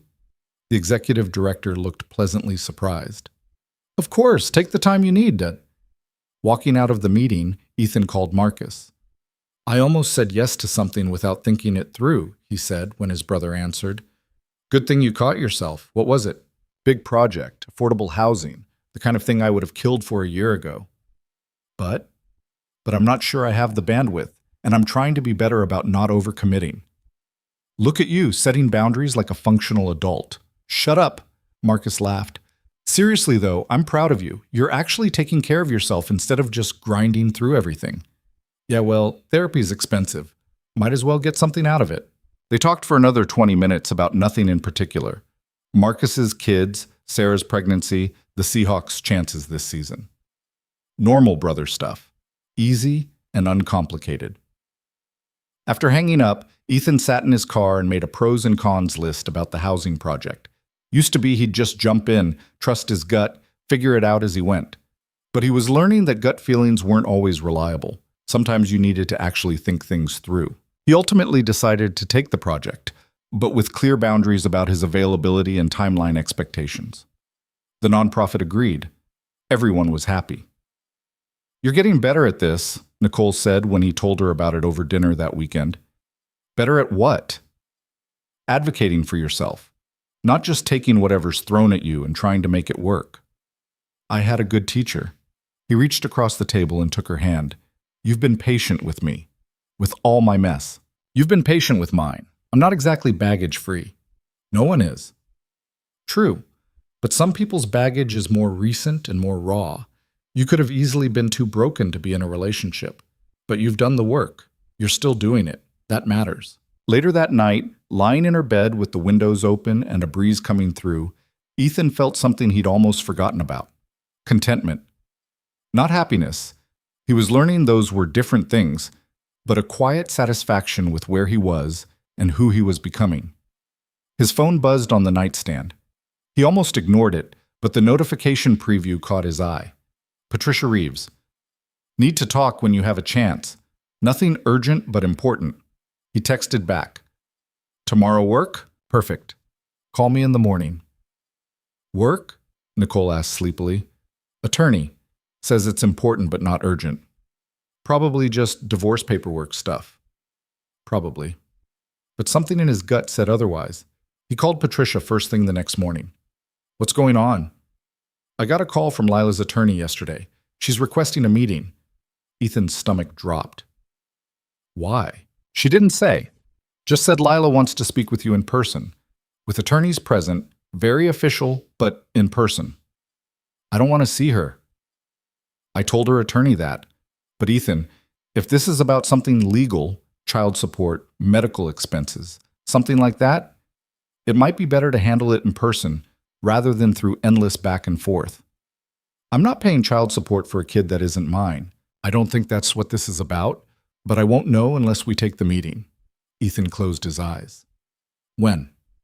She's available this week. Thursday afternoon at 3. My office. Very controlled environment. You say the word and we can shut it down at any time. And if I say no, then I tell her attorney no and we see what happens next. But my professional opinion, better to deal with it head on than let it drag out. Fine. Thursday at 3. He hung up and immediately called Dr. Chen to move his weekly appointment up. The days leading up to Thursday felt like waiting for a bomb to detonate. Ethan threw himself into work, but his mind kept wandering to what Lila could possibly want. What could be so important it required a face-to-face meeting after months of silence? You don't have to go, Nicole said on Wednesday night. I know. But if I don't, I'll spend the next 6 months wondering what she wanted. What's your worst-case scenario? She wants money, or she wants me to be involved with Emma somehow, or she wants closure and thinks ambushing me in a meeting is the way to get it. And your best-case scenario? Ethan thought about it. She's moving away and wanted to tell me in person. Clean break. Actual closure. Which do you think is more likely? With Lila? Could go either way. Either. Thursday arrived cold and gray, the first hint of fall in the air. Ethan wore a suit, feeling like he was suiting up for battle. He met Patricia at her office half an hour early. Ground rules, she said. You don't have to answer any questions you're not comfortable with.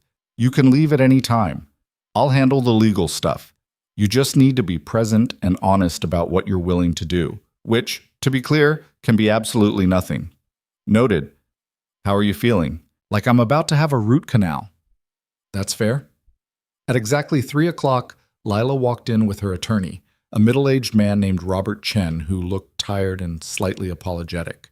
Ethan hadn't seen Lila in person since that morning in the kitchen. She looked different. Thinner, older, her hair cut short in a style he didn't recognize. She wouldn't meet his eyes. They sat across from each other at Patricia's conference table. The silence was suffocating. Thank you for agreeing to meet, Robert finally said. My client has something she wants to discuss with you. Then she should discuss it, Patricia said coolly. Lila took a breath. When she spoke, her voice was quiet. I'm moving to Colorado. I got a teaching job there. Better pay, better benefits. My aunt lives in Boulder, and she's offered to help with childcare. Ethan waited. That couldn't be it. I wanted to tell you in person because I didn't want you to hear it secondhand, and because I wanted to make sure you knew this is permanent. I'm not coming back. You won't run into me at the grocery store or see me at community events. You can actually move on without worrying I'm going to show up. Okay, Ethan said carefully. Thank you for telling me. There's more, Lila said. She finally looked at him, her eyes red-rimmed. I know I have no right to ask this, but I wanted to know if you'd be willing to meet Emma, just once, before we leave. The words hit him like a physical blow. Absolutely not, Patricia said immediately, but Ethan held up a hand. Why? Because someday she's going to ask about her father, and I'm going to tell her the truth, that he wasn't ready to be a parent, that it wasn't the right situation. But I also want to be able to tell her that there was someone who cared about her mother once, someone good and decent who was hurt by circumstances beyond anyone's control. That's not what happened, and you know it, Ethan said. I know, but that's what I want to tell her. And I thought maybe if you met her just once, it would feel less like a lie. Ethan looked at Patricia, who was shaking her head minutely. Why would I do that? He asked Lila. Because you're a better person than I am. Because even after everything I did, you checked on me when I was in the hospital. You made sure I was okay. You could have just walked away and never looked back, but you didn't. I should have. Maybe. But you didn't. And I think part of you still cares, even though you don't want to. Ethan felt something crack in his chest. You don't get to tell me what I feel. You're right. I'm sorry. Lila wiped her eyes. I'm not trying to manipulate you. I'm not trying to pull you back in. I just thought, I don't know what I thought. This was stupid. I shouldn't have asked. The room fell silent. Ethan looked at this woman he'd once loved, once built a life with, once imagined growing old beside, and felt nothing but exhaustion. "When are you leaving?" he asked. 2 weeks. "And you want me to meet Emma before then?" "Only if you want to. I won't push. I won't send photos or updates or try to stay in contact. This would be it. One meeting. Then I'm gone, and you never have to think about any of this again." Patricia leaned close to Ethan. "You don't have to do this. You don't owe her this." "I know." But even as he said it, he was thinking about what Dr. Chen had said, about moving through grief rather than around it, about closure being something you give yourself, not something someone hands you. "I need to think about it," Ethan said finally.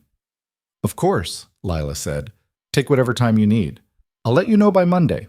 The meeting ended shortly after. Ethan walked out of Patricia's office feeling hollowed out.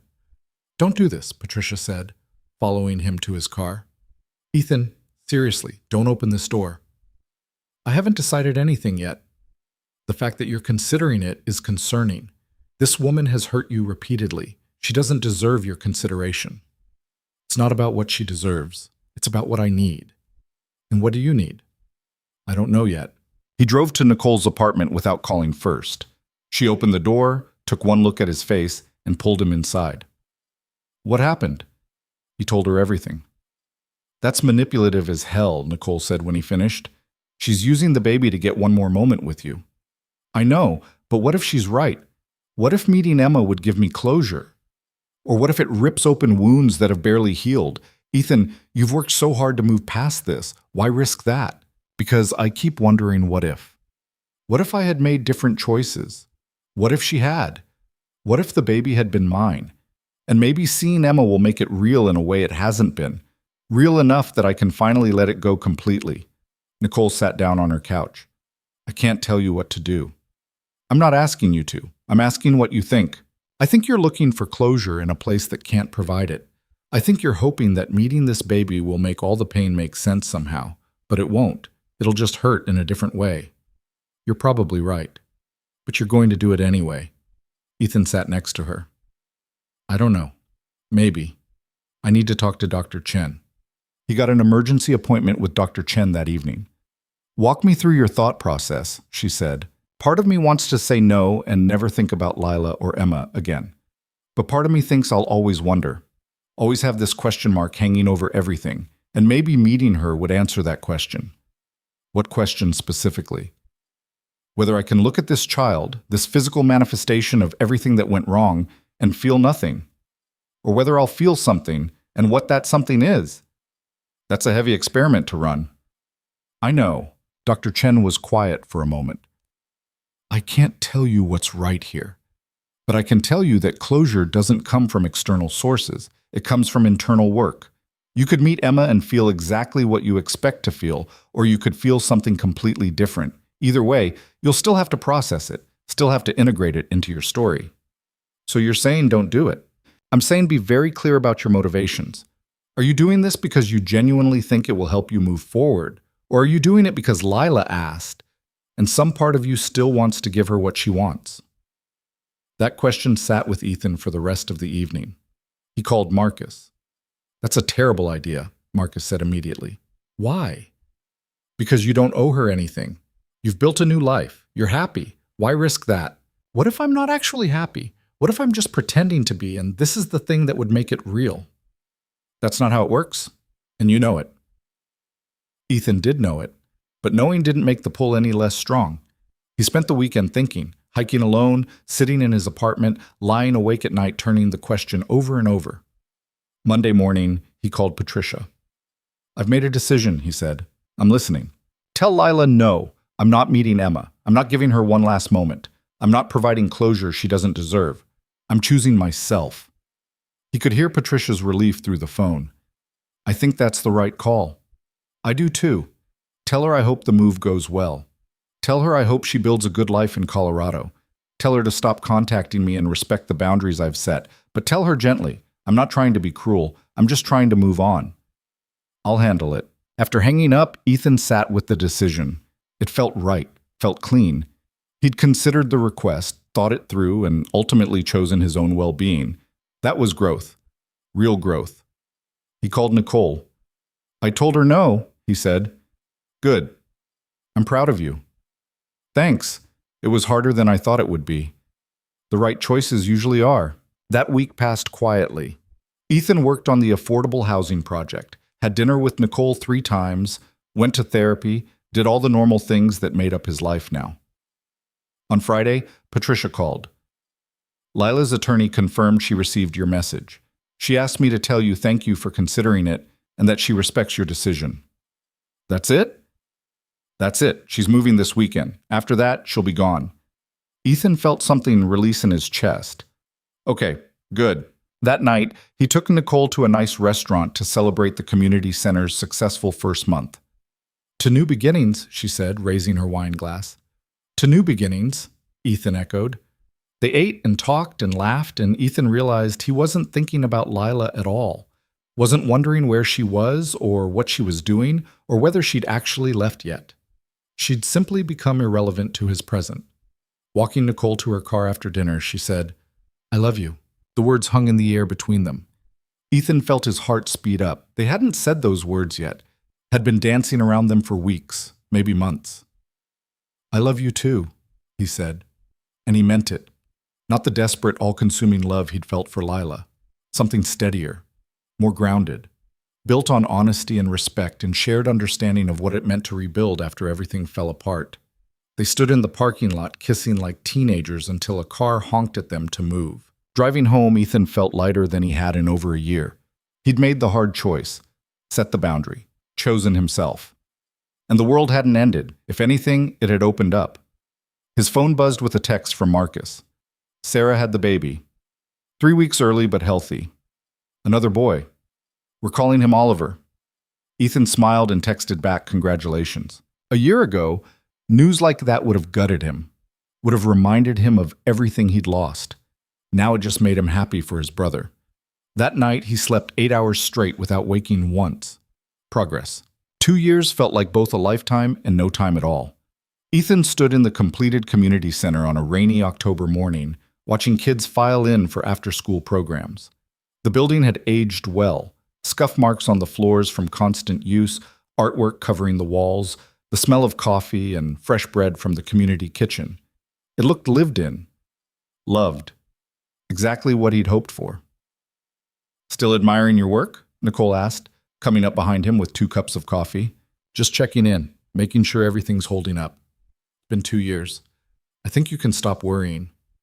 Architects never stop worrying. It's in the job description.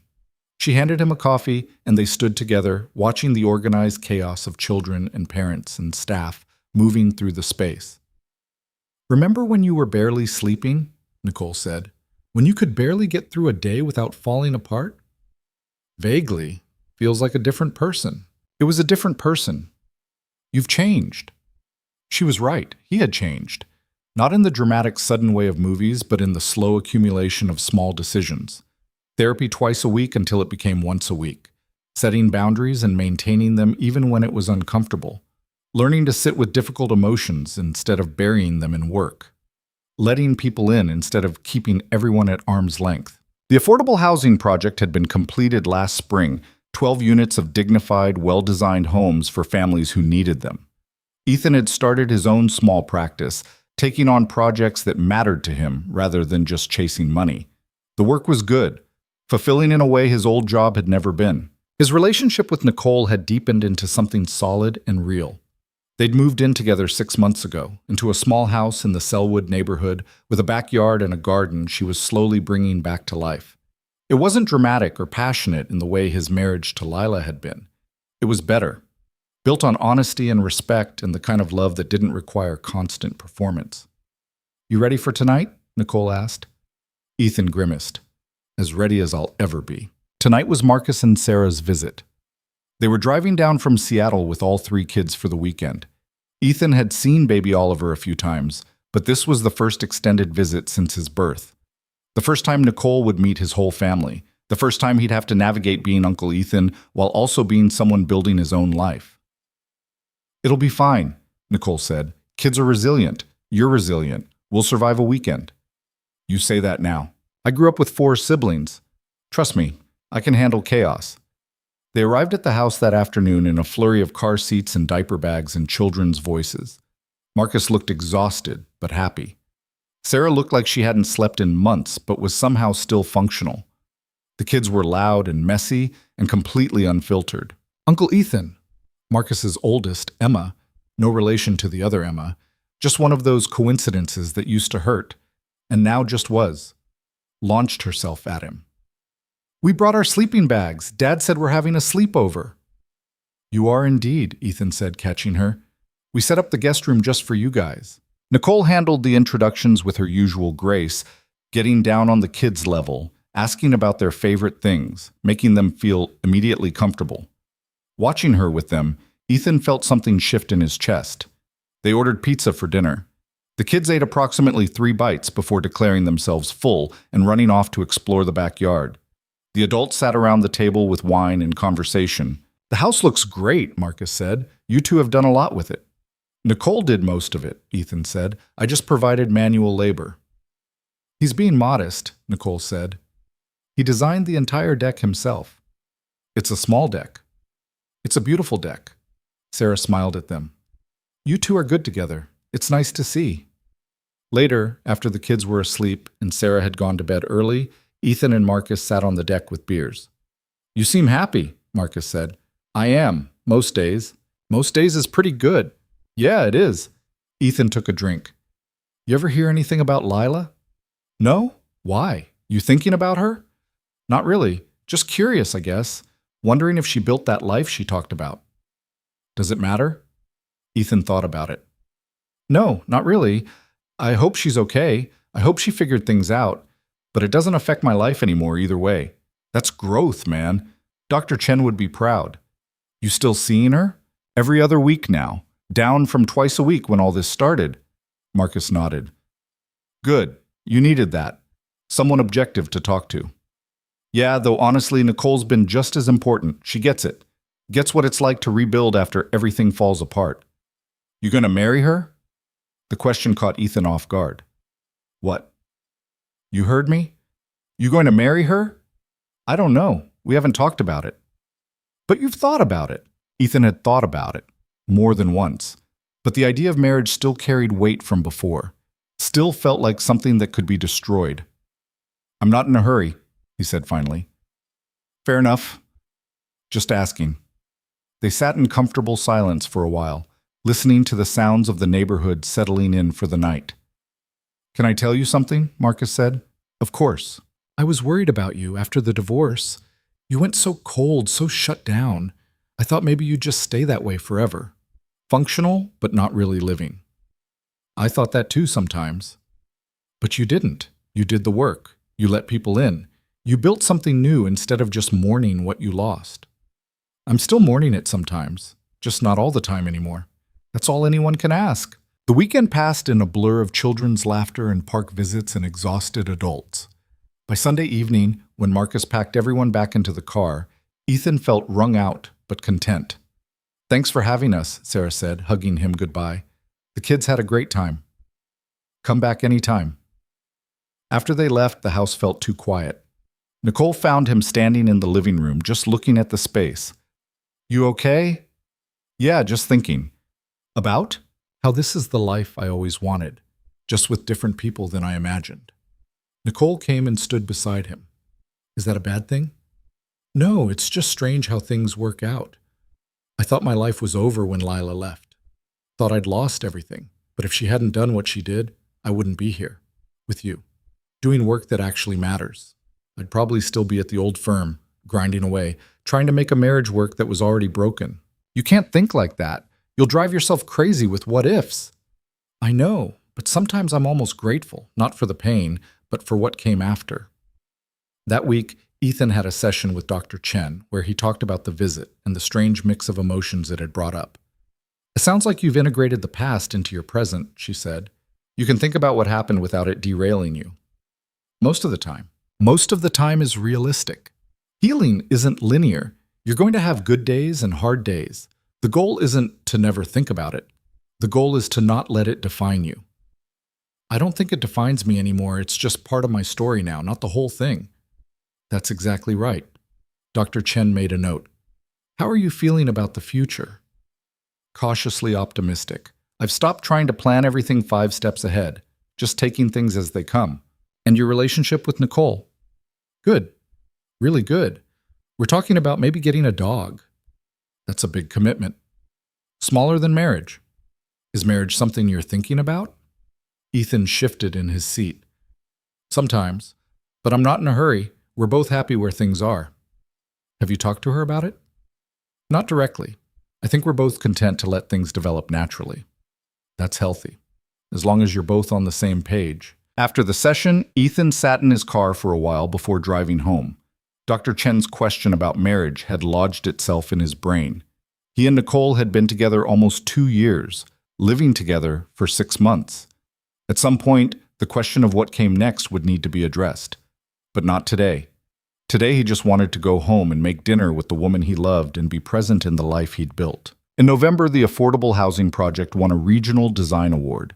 Ethan stood on stage at the ceremony, accepting the recognition, and felt a sense of accomplishment that had nothing to do with external validation. He'd built something that helped people.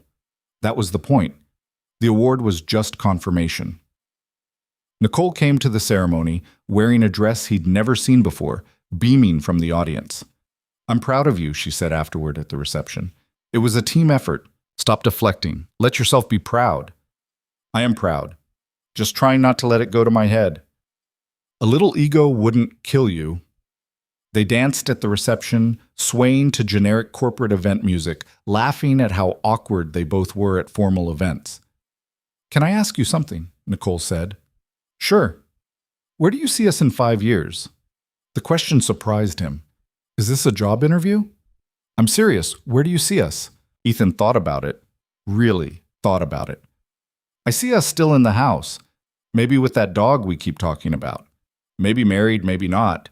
Still working on projects we care about, still hiking on Saturdays, still figuring things out together." "That's a good answer." "What about you? Where do you see us?" "Pretty much the same. Maybe with better furniture. Our couch is terrible." "It is pretty terrible. We should replace it." "Okay." They kept dancing, and Ethan realized this was the conversation, not a big dramatic proposal or a serious sit-down talk. Just 2 people acknowledging they were building towards something together. December came with the kind of cold that made Portland natives complain despite living through the same weather every year. Ethan and Nicole hosted a small holiday party. The design team from the community center, a few neighbors, Marcus and Sarah, and the kids. It was chaotic and loud and exactly the kind of thing Ethan would have avoided 2 years ago. Now he found he actually enjoyed it. Enjoyed watching people connect, enjoyed the noise and laughter, enjoyed feeling like he had a community. "You're different than when I met you," Nicole's friend Kelly said, cornering him in the kitchen. "Lighter." "I've been working on it." "It shows. Nicole's different too. Happier." "We're good for each other." "You really are." After everyone left and they were cleaning up the mess of paper plates and empty bottles, Nicole said, "That was fun." "It was. Exhausting, but fun. We should do it again next year." "Next year," Ethan repeated, acknowledging without saying it explicitly that they'd still be together, still building this life. On New Year's Eve, they stayed in, cooked a nice dinner, opened a good bottle of wine, watched the ball drop on TV. "What are you hoping for this year?" Nicole asked as midnight approached. "More of the same, honestly. I'm happy with where things are. No big goals, no major life changes. I've had enough major life changes to last a while. I'm good with stability. I can drink to that." They counted down to midnight, kissed when the clock struck 12, and went to bed feeling content. January brought a phone call Ethan wasn't expecting. Patricia Reeves. "It's been a while," she said when he answered. "How are you?" "Good, really good. What's going on?" "I got a piece of mail forwarded to my office. It's from Lila. Well, technically from an attorney in Colorado handling her estate." Ethan's stomach dropped. "Estate?" "She passed away 3 weeks ago. Car accident. The attorney is settling her affairs and wanted to inform you." The world tilted. "Ethan, you there?" "Yeah, I'm here. What about Emma?" "She's with Lila's aunt." The one in Boulder. There's apparently a will naming her as guardian. Okay, that's good.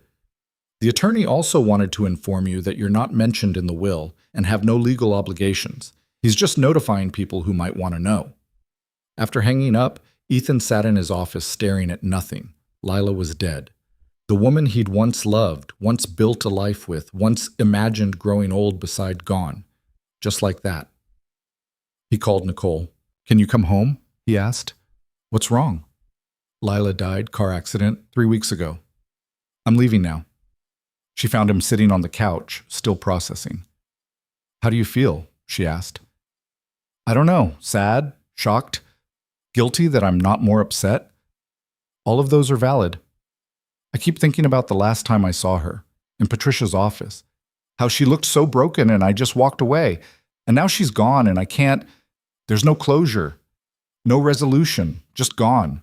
Nicole sat beside him. "You had closure. You made your peace with what happened. You don't need her alive for that to be real."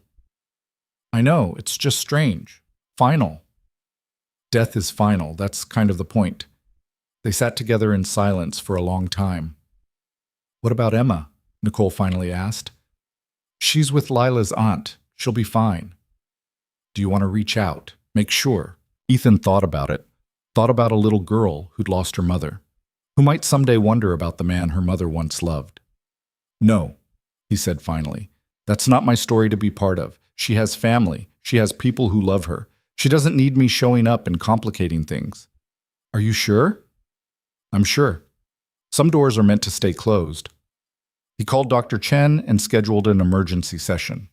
"Tell me what you're feeling," she said when he arrived. "Guilty. Like I should be more upset. Like the fact that I'm not devastated means I'm a terrible person." "Why should you be devastated?" "Because someone died. Someone I once loved." "You also loved that person years ago. The person you divorced was barely recognizable as that same woman. You're allowed to mourn the version of her you knew without being destroyed by losing the version you didn't." "It feels cold." "It's not cold. It's realistic. You did your grief work when the marriage ended. You don't have to do it again now." Over the next few weeks, Ethan processed the news in small doses. He'd think about Lila at odd moments, washing dishes, driving to a job site, lying in bed at night. He'd remember good moments from their marriage before everything fell apart. He'd feel sad for a while, then the sadness would fade and he'd go back to his life. "You doing okay?" Marcus asked during one of their Sunday calls. "Yeah, it's weird. I thought it would hit me harder." "Maybe it will eventually, or maybe you've just moved on enough that it doesn't devastate you." "Is that bad?" "It's healthy, man. You're not responsible for carrying her memory.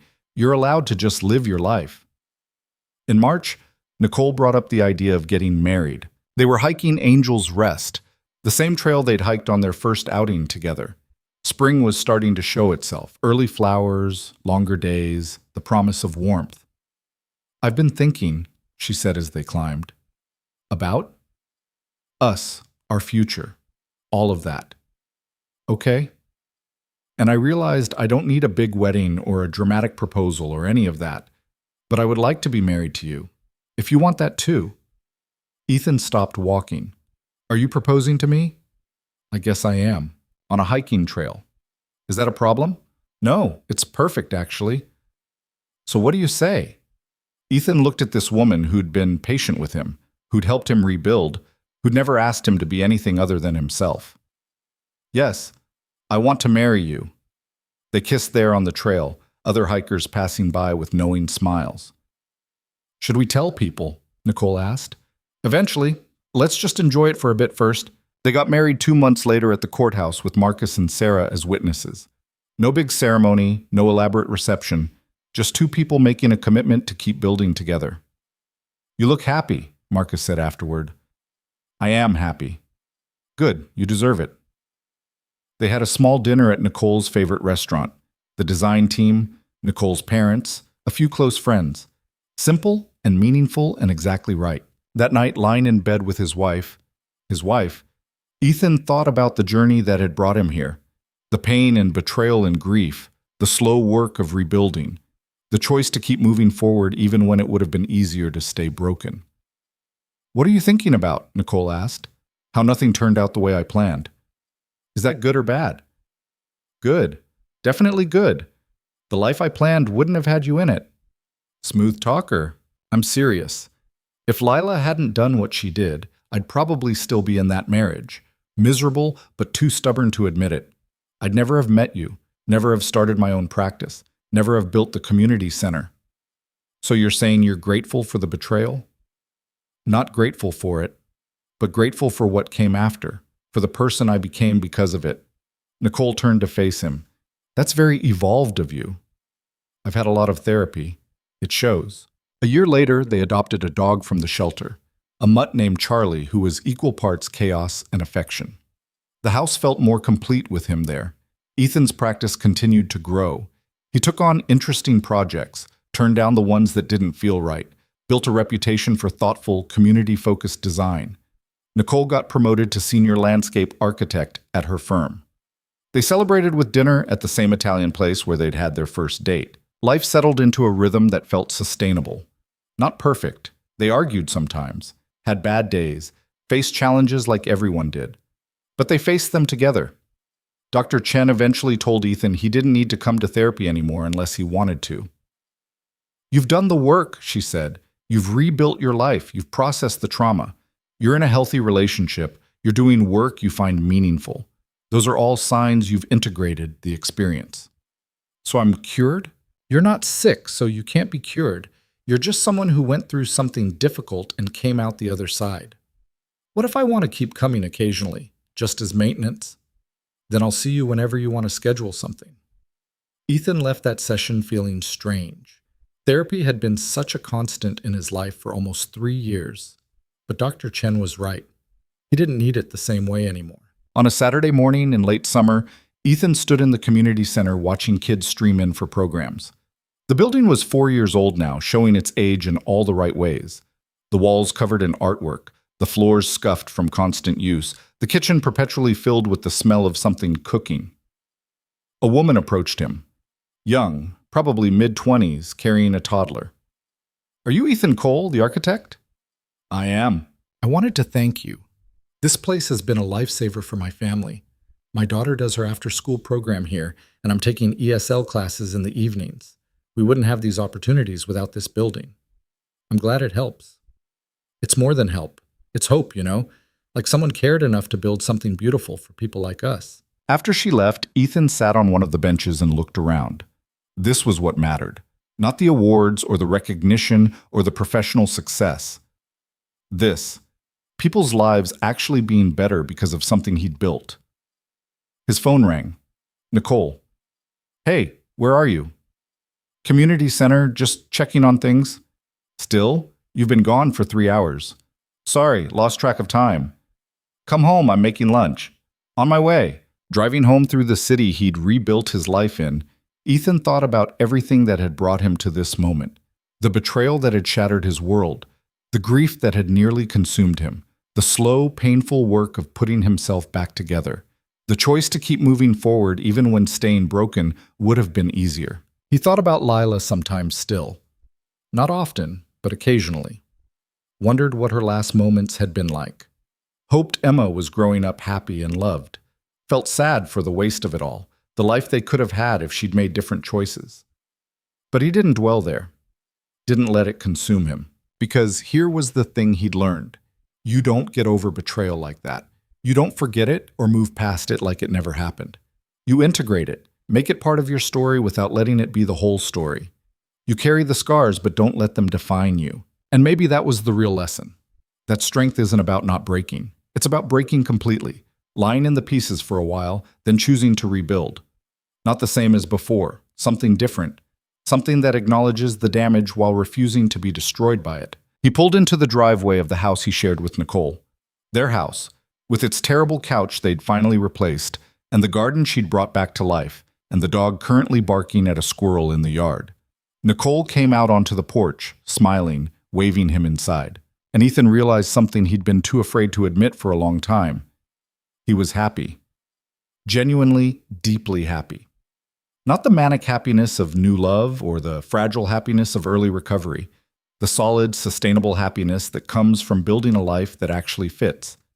He got out of the car and walked toward her, toward the life they were building together, toward a future he didn't need to control or plan or worry about. Just a future, open and uncertain and full of possibility. And that was enough. More than enough. It was everything.